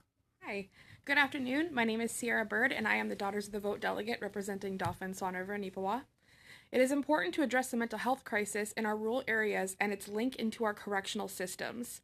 As the wife and daughter of 2 very incredible correctional officers, I understand the dire need to fix our mental health system. Mental health illnesses can begin in many different ways. I developed depression and anxiety at a very young age in my life due to bullying. And then later on in my life, I developed severe and debilitating postpartum depression. For others, mental health illnesses can begin from childhood trauma, substance abuse, or they can be born with it, or sometimes it just develops on its own later on in life. Mental health resources are far and few between in our rural areas. In many rural areas, they are insufficient, and in a lot of reserves, they are non-existent. When I needed to utilize these resources because I was being consumed by my postpartum depression, I couldn't. I tried and nothing was available. I lost out on the first 6 months of my firstborn daughter's life because of it. It also strained my marriage because I couldn't physically get out of bed to take care of my household responsibilities, and I left everything on my husband's shoulders. That is time that I can never get back, and I resent the way that the mental health system is set up because of it. Luckily, I have not yet developed postpartum depression since having my second child, and I pray every day that I do not develop it again. I'm going to kind of go off my script here, and I'm going to describe to the men in the room what having postpartum depression is like, because I found it very different from just having regular depression. It was like this dark cloud surrounding you, hugging you every day, and it was impossible to get out of. When I finally got out of it and started seeing the sun again, it was like being in heaven. It was, it was really hard, and it was even hard to describe to my husband too, because he didn't quite understand. He just knew that I wasn't well. But I'm going to go back to my script here now.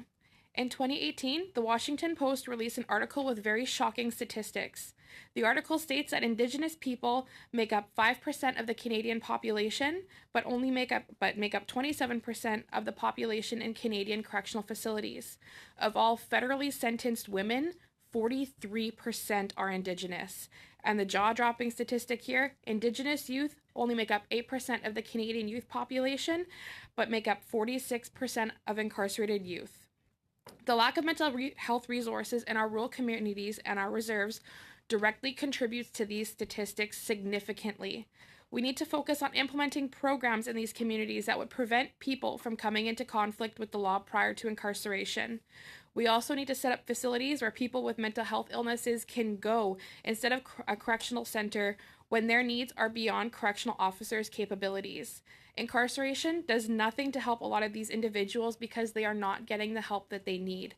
Investing in proper mental health resources for these communities would bring down crime rates undoubtedly. If we can reduce the numbers from the source, we will lighten the load on our correctional systems. Thank you.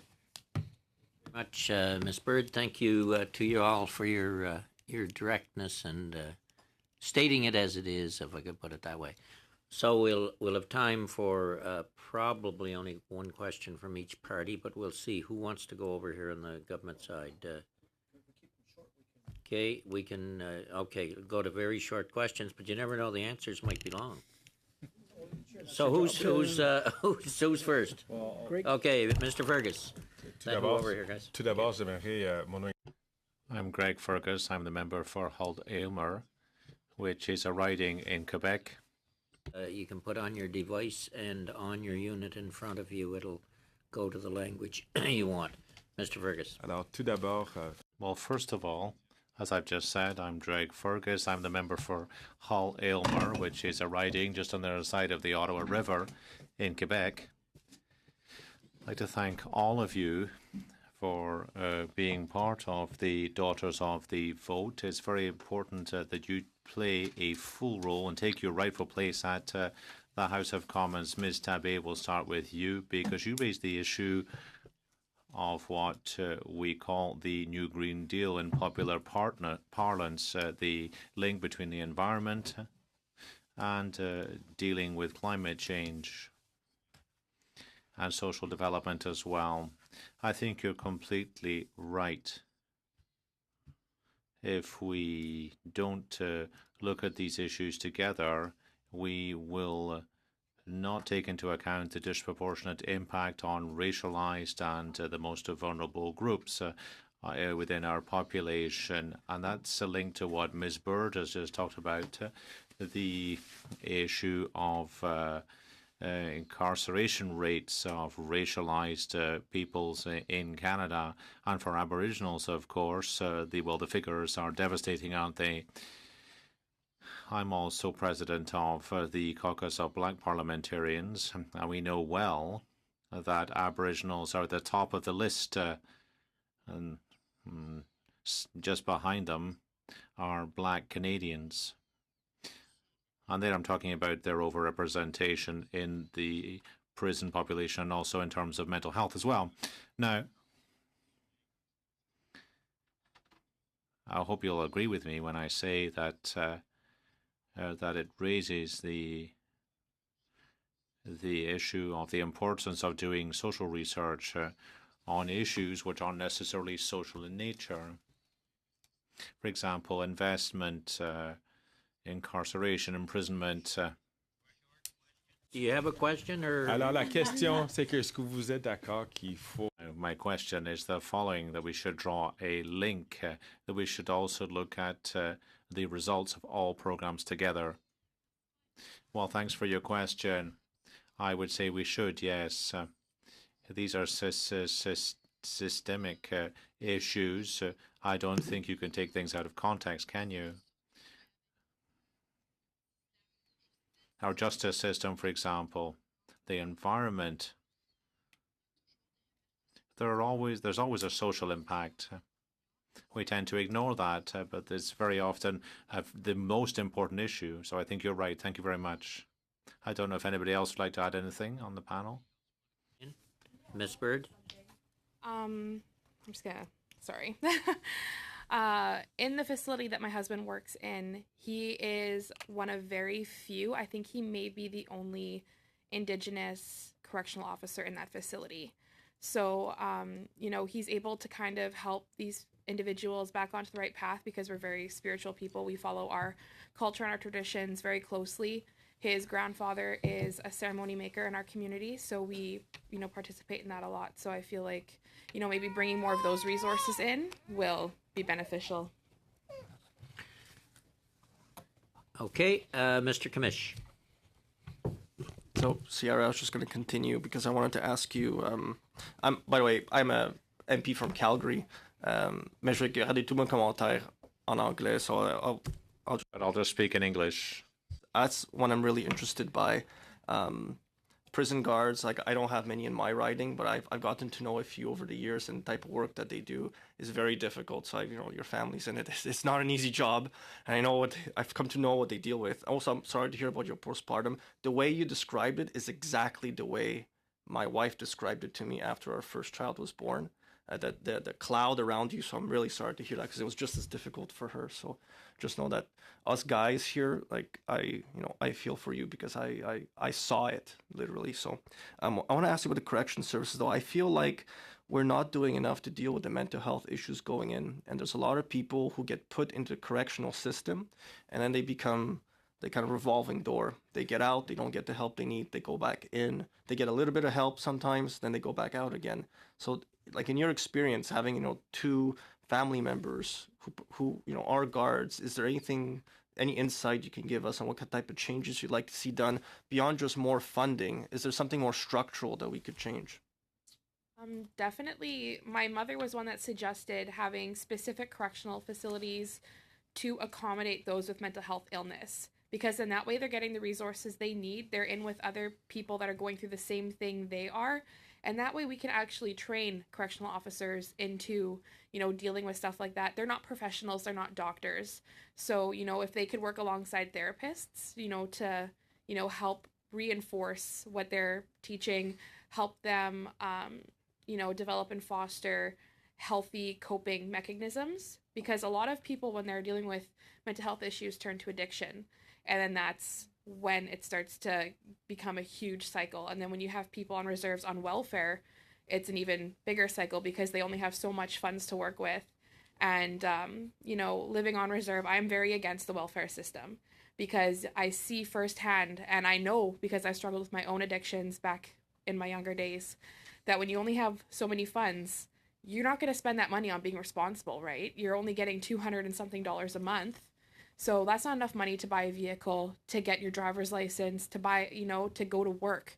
So spend it on a good time, right? So if we can foster those healthy, you know, coping mechanisms and help the correctional officers enforce that, I think that would be really beneficial.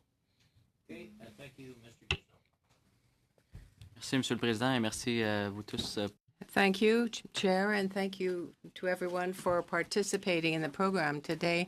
I think each of you in your own way have demonstrated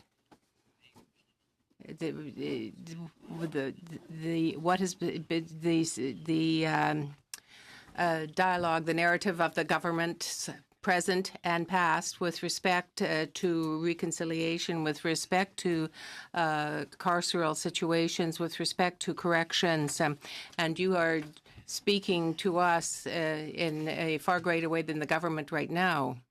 There is something, though, that I want to say when Ms. Hassan spoke. It deals with the feelings of an Islamophobic anti-Muslim movement in Canada. We have to recognize the fact that Islamophobia does exist. It is real in Canada. I would like to ask you this. You spoke about funding that potentially is directed towards Canada to fuel this Islamophobic sentiment that you spoke about.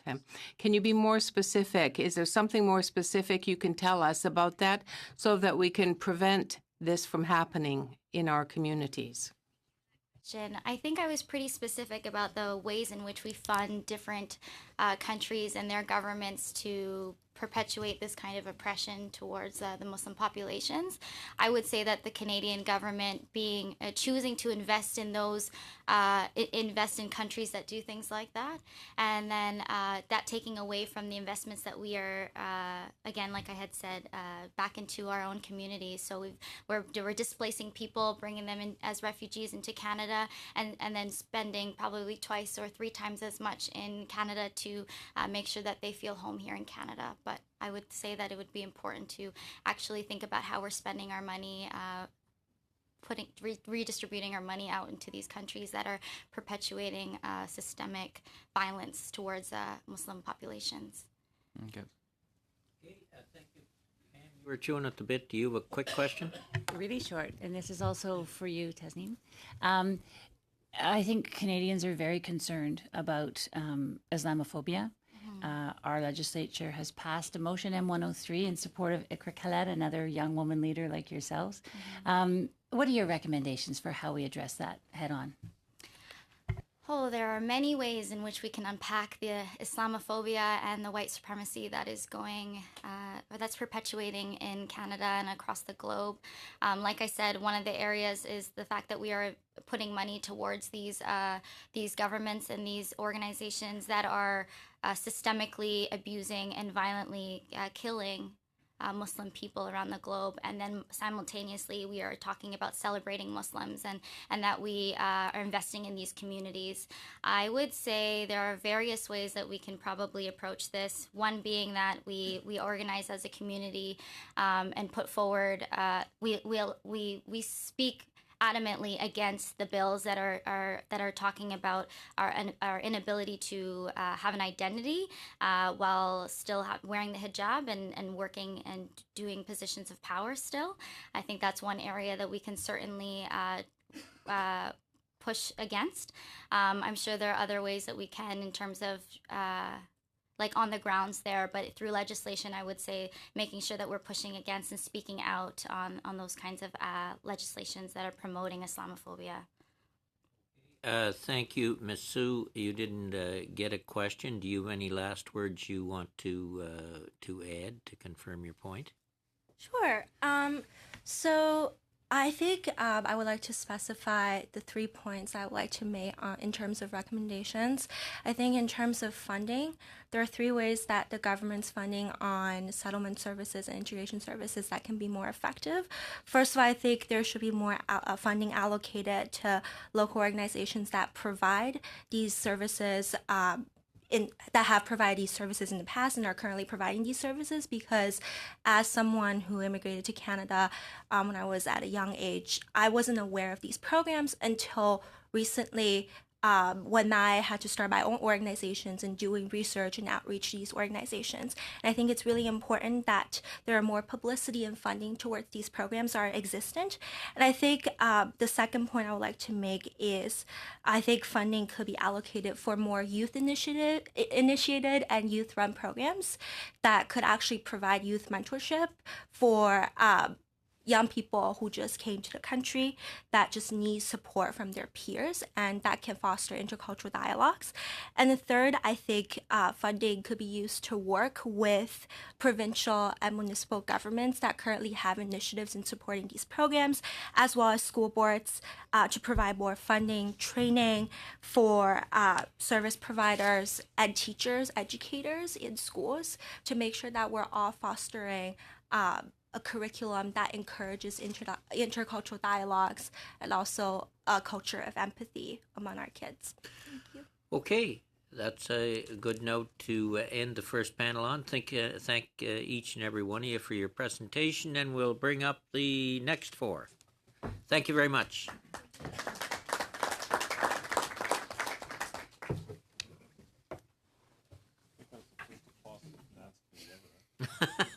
That might be.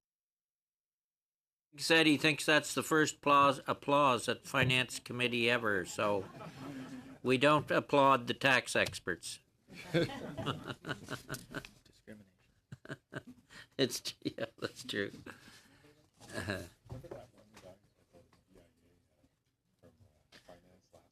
Oh my God.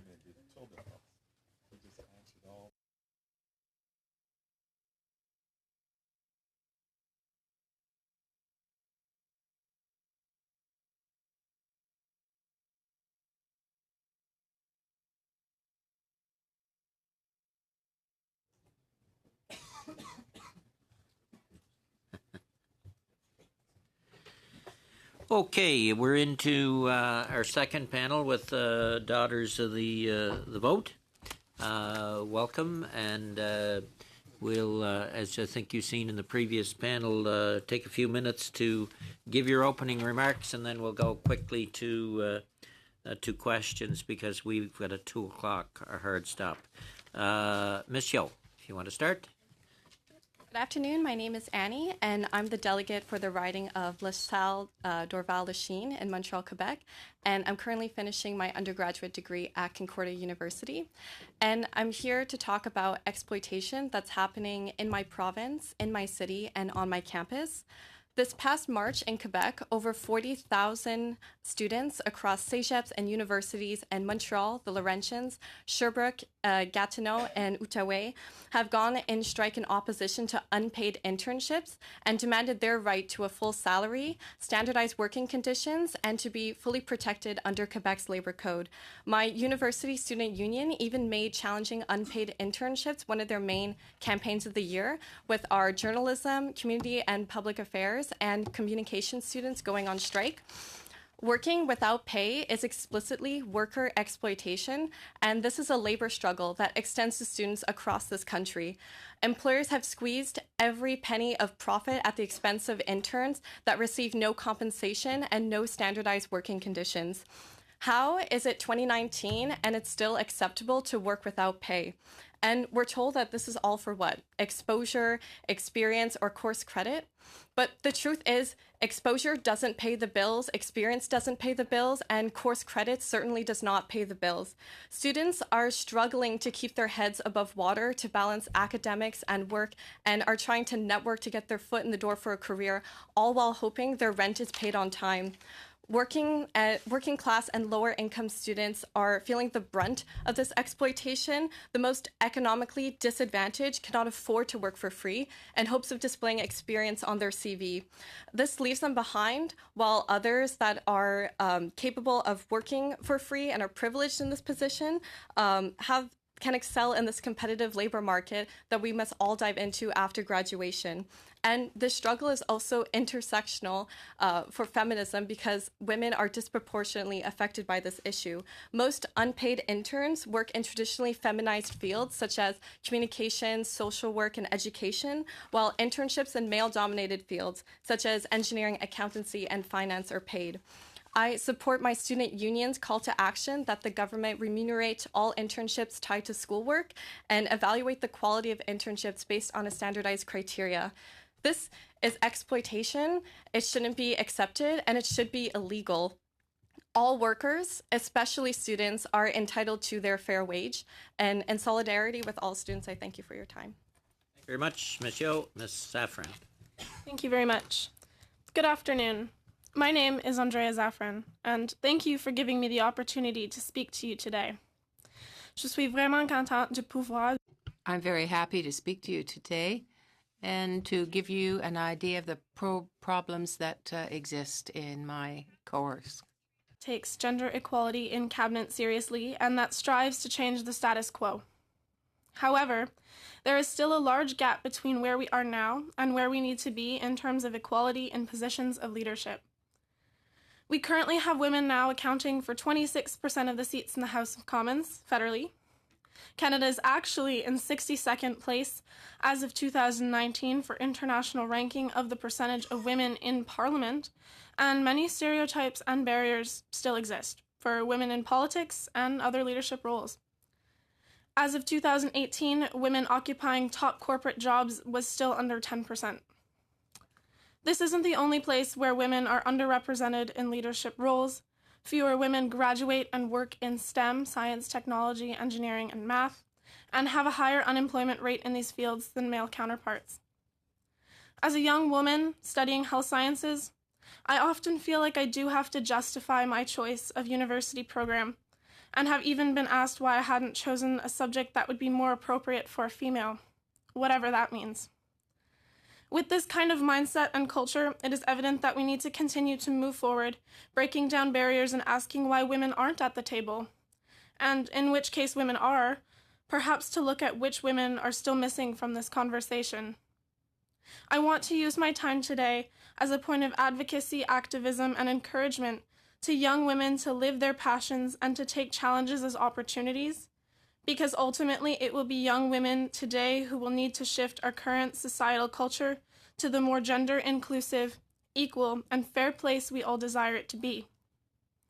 So, the conversation inevitably follows of what you can do as the Finance Committee and as members of Parliament to encourage women, invest in women, and support women.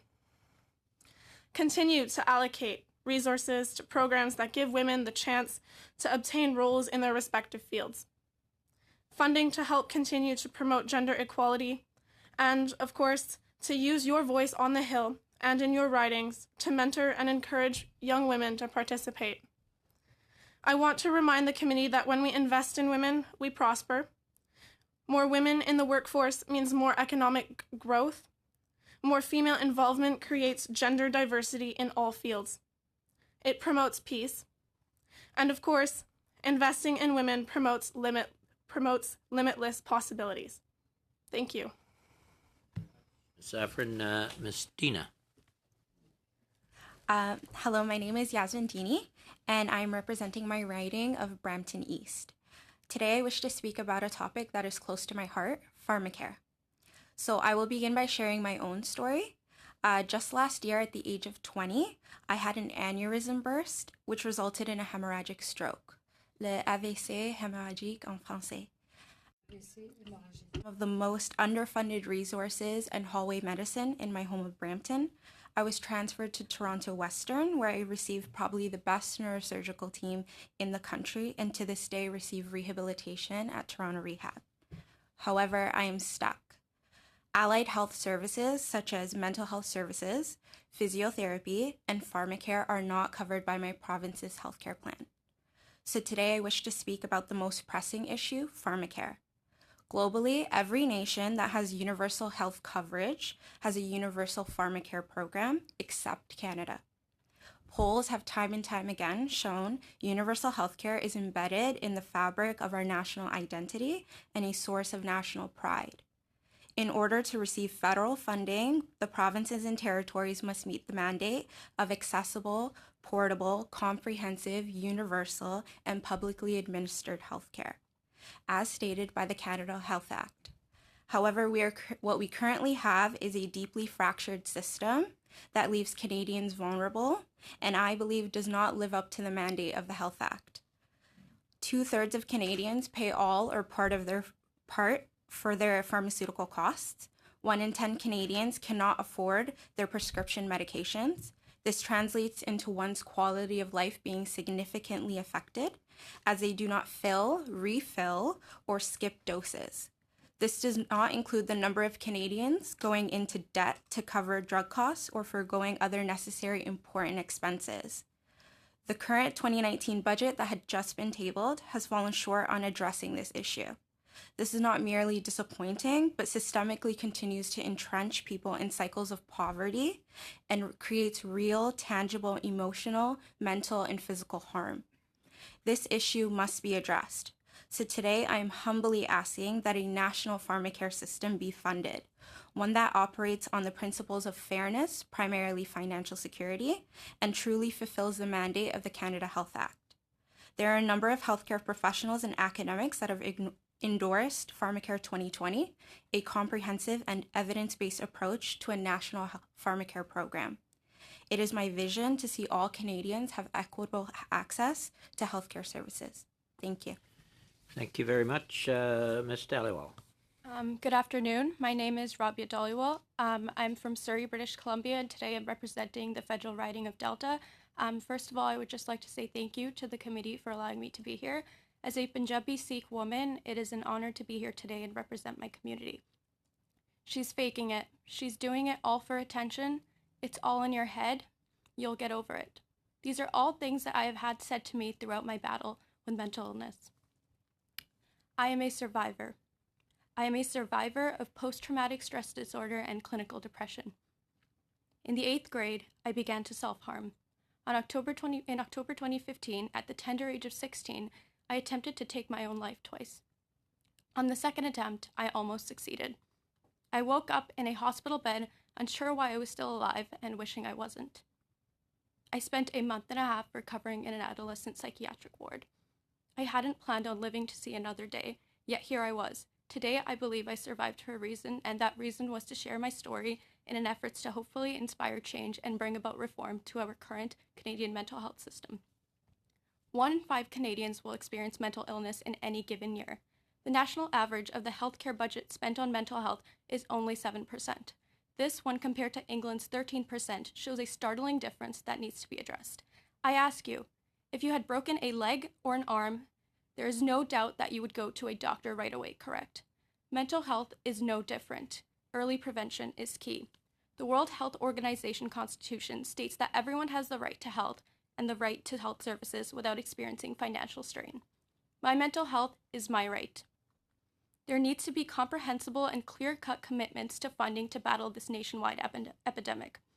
By the year 2020, depression will become the leading cause of disease in Canada, according to the Canadian Mental Health Association.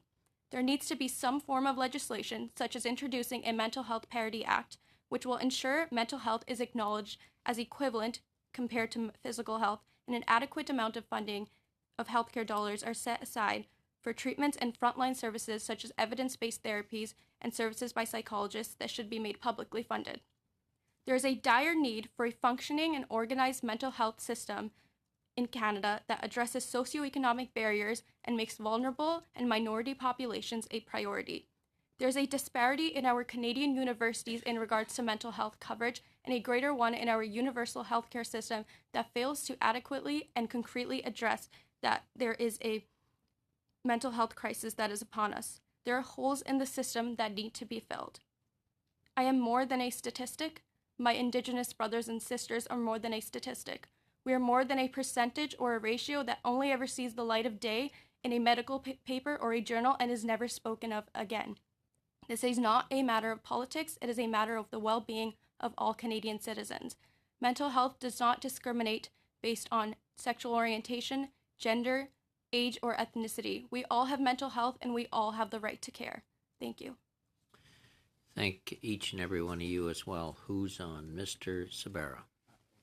Thank you, Chair. I will try to be as quick and succinct as possible. Thank you, Greg. First of all, welcome, and it's so wonderful to have you here. I know I have a daughter of the vote delegate from my riding who's here but not with us in this forum. I want to say all of your stories are very powerful, very unique in different ways, but also obviously shared with Canadians from coast to coast to coast. And you four young individuals have a heck of a bright future ahead of you. I'm just so impressed listening to the stories. Ms. Dhaliwal, your story on mental health journey that a lot of Canadians have faced. I truly believe life is special and we're here for a purpose, and continue that journey, continue with as much positivity as you can. Miss Dina, your story of your aneurysm, I'm glad that you're here with us today, 150%, and I'm sure your family is even more so. Ms. Zaffron, your comments, and Annie, your comments as well. I'm gonna ask a question because we're at committee, right? So I'm gonna ask a question. Do you think we as a society have made progress with regards to gender equality, with regards to advancing women's rights, participation in the labor force, a gender-neutral cabinet, funding organizations like Equal Voice? Do you think we have, as a society, have made progress? We have to make more progress, but do you think we're going in the right direction? And you can, all four of you can answer very quickly. Go ahead. We'll start with Andrea. Sure. Thank you very much for that question. And I definitely do think I was reading the budget, and there has been some progress made in terms of allotting funding to women's programs. I know that $160 million was allotted, and that's a great start. And those things are just that. They're starts. I'm gonna stop you there like a witness. I'm gonna move on to the next. Annie, can you answer, please? I don't have any specific comments towards that. Okay. Yasmin? I would say not quite. Equality is not what we need. Equity is. Okay. And Rabia? I do believe we've made a great start and we are at a turning page, but I do believe there needs to be more done. And yeah. Okay, because we here on Finance Committee, we've done a series of budgets since we were elected. For the first time ever, we have gender analysis built into our budgeting process. So for the first time ever, we have legislation on equity, on pay equity. So we have made historical strides. I would consider, and I do have two young daughters at home. So when I look at you four, I think about my daughters. I can't help. And that's it. Move on to Mr. Richards. Thanks, Mr. Chair. Thank you all for being here. I certainly appreciated the eloquence with which you all spoke very passionately about the issues that obviously you're very much convicted by, and the same goes for the previous panel. I didn't get a chance to talk to you directly, but I think I'd like to just touch on Ms. Dhaliwal, your comments about mental health. Certainly, so I think probably most of us, if not all of us, know somebody who's been affected by mental health issues and depression and other things, and I'm certainly no exception to that. Certainly was struck by your story, and you mentioned specifically that funding was something that you felt needed to be more dedicated in terms of towards mental health. Can you maybe beyond funding, can you maybe tell us what it is that you think needs to be specifically addressed? And maybe it's even what that funding should be used for, but like, what do we need to do to better meet the needs of people who are struggling with mental health challenges? That certainly seems to be the kind of what I hear as often. The services maybe just aren't there when you need them the most.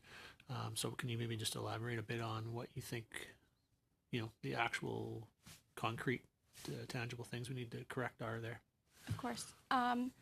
Well, first of all, I believe that the Mental Health Parity Act that I talked about would ensure that there's consistency across the boards from province to province, and that an adequate amount of funding is being put into mental health. And beyond that, what that funding should be put into, I believe, is there should be more short-term mental health facilities that focus on stabilization.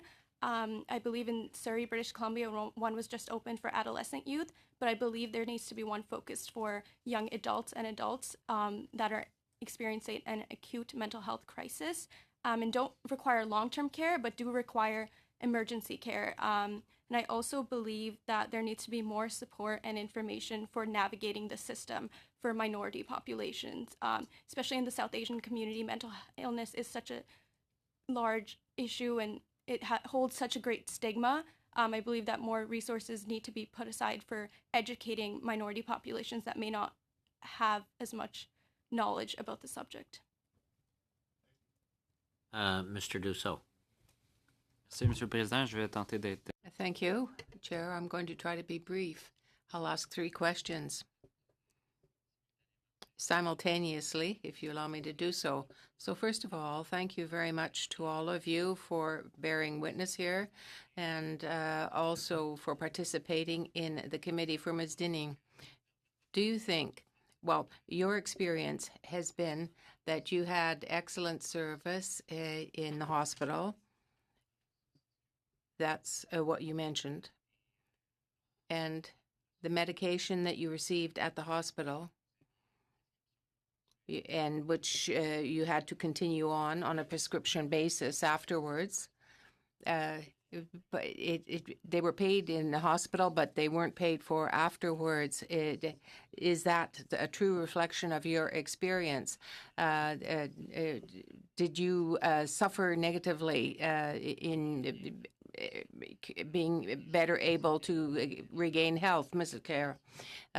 You talk about equity. You know, in Quebec society, equity for women, gender equity is a very important, and that following what is done in Quebec would be something that could be followed elsewhere. Madame Mayo, thank you very much for what you have said, and with respect to unpaid internships, young people who are interns certainly deserve to be paid.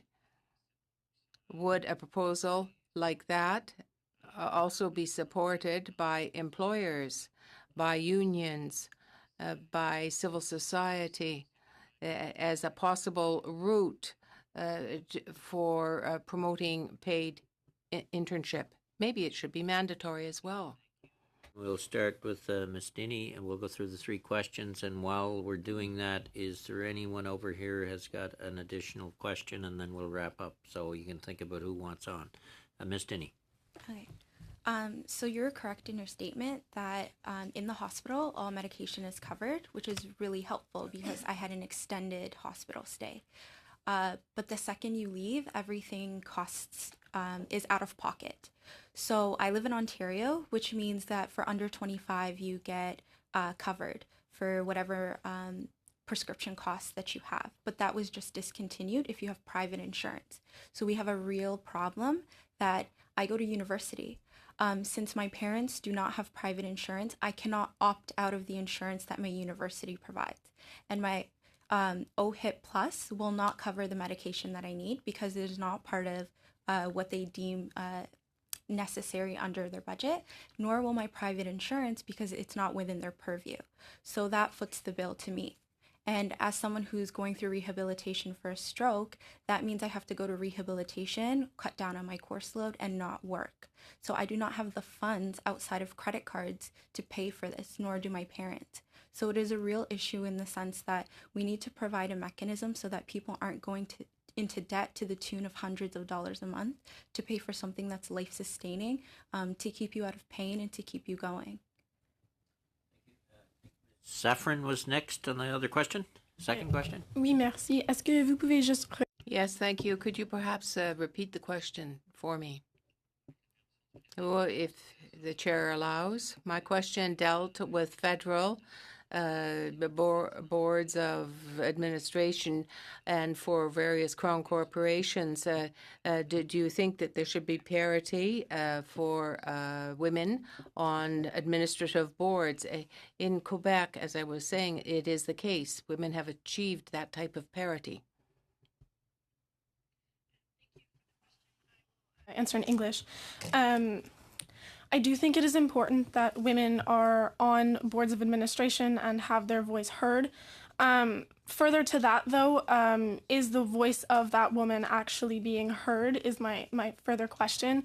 Women might be represented on a board of administration, but they might not have a role in which allows them to speak or which furthermore makes them feel comfortable to speak and may or may not be discredited by other colleagues.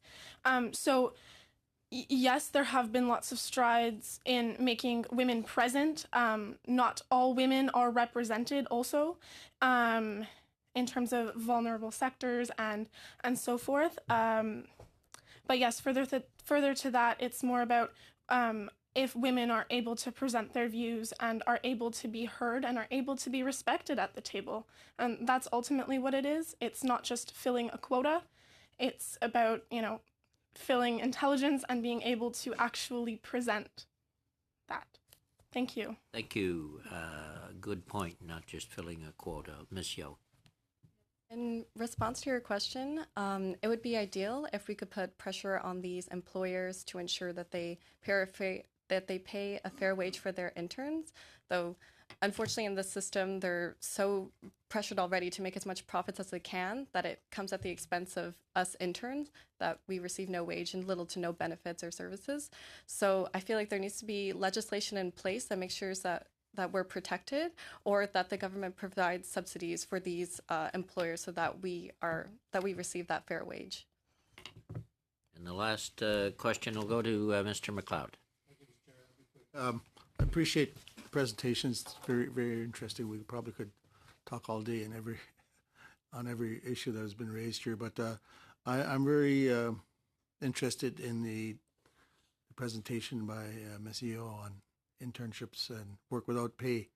And I think private industry, government all have a role, should be listening closely to this, because we have employment standards or acts that relate to this in different jurisdictions, but they vary and sometimes very, very blurry. And as an MP for the Northwest Territories, I have a lot of small communities in my riding. And I hear a lot about this because we don't have universities in the north. So everybody has to travel to the south to go to school.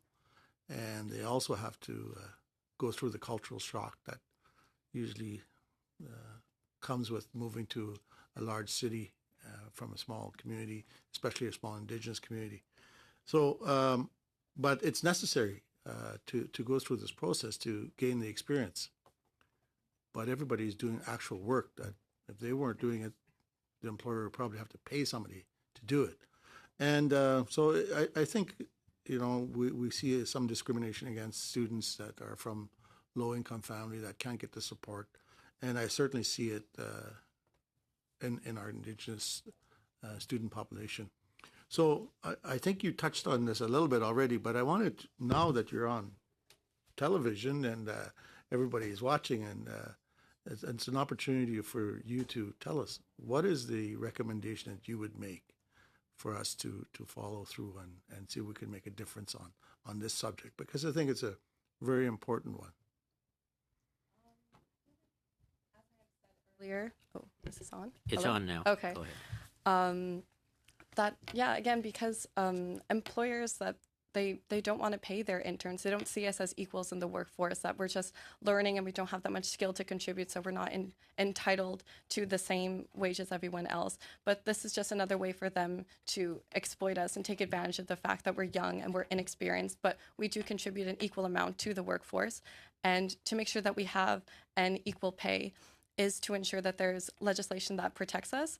There's oftentimes that you say, like, oh, if you do it for course credit, then you fall under policy of the university, but that still leaves you in the loop of other policies that can't protect you against other things.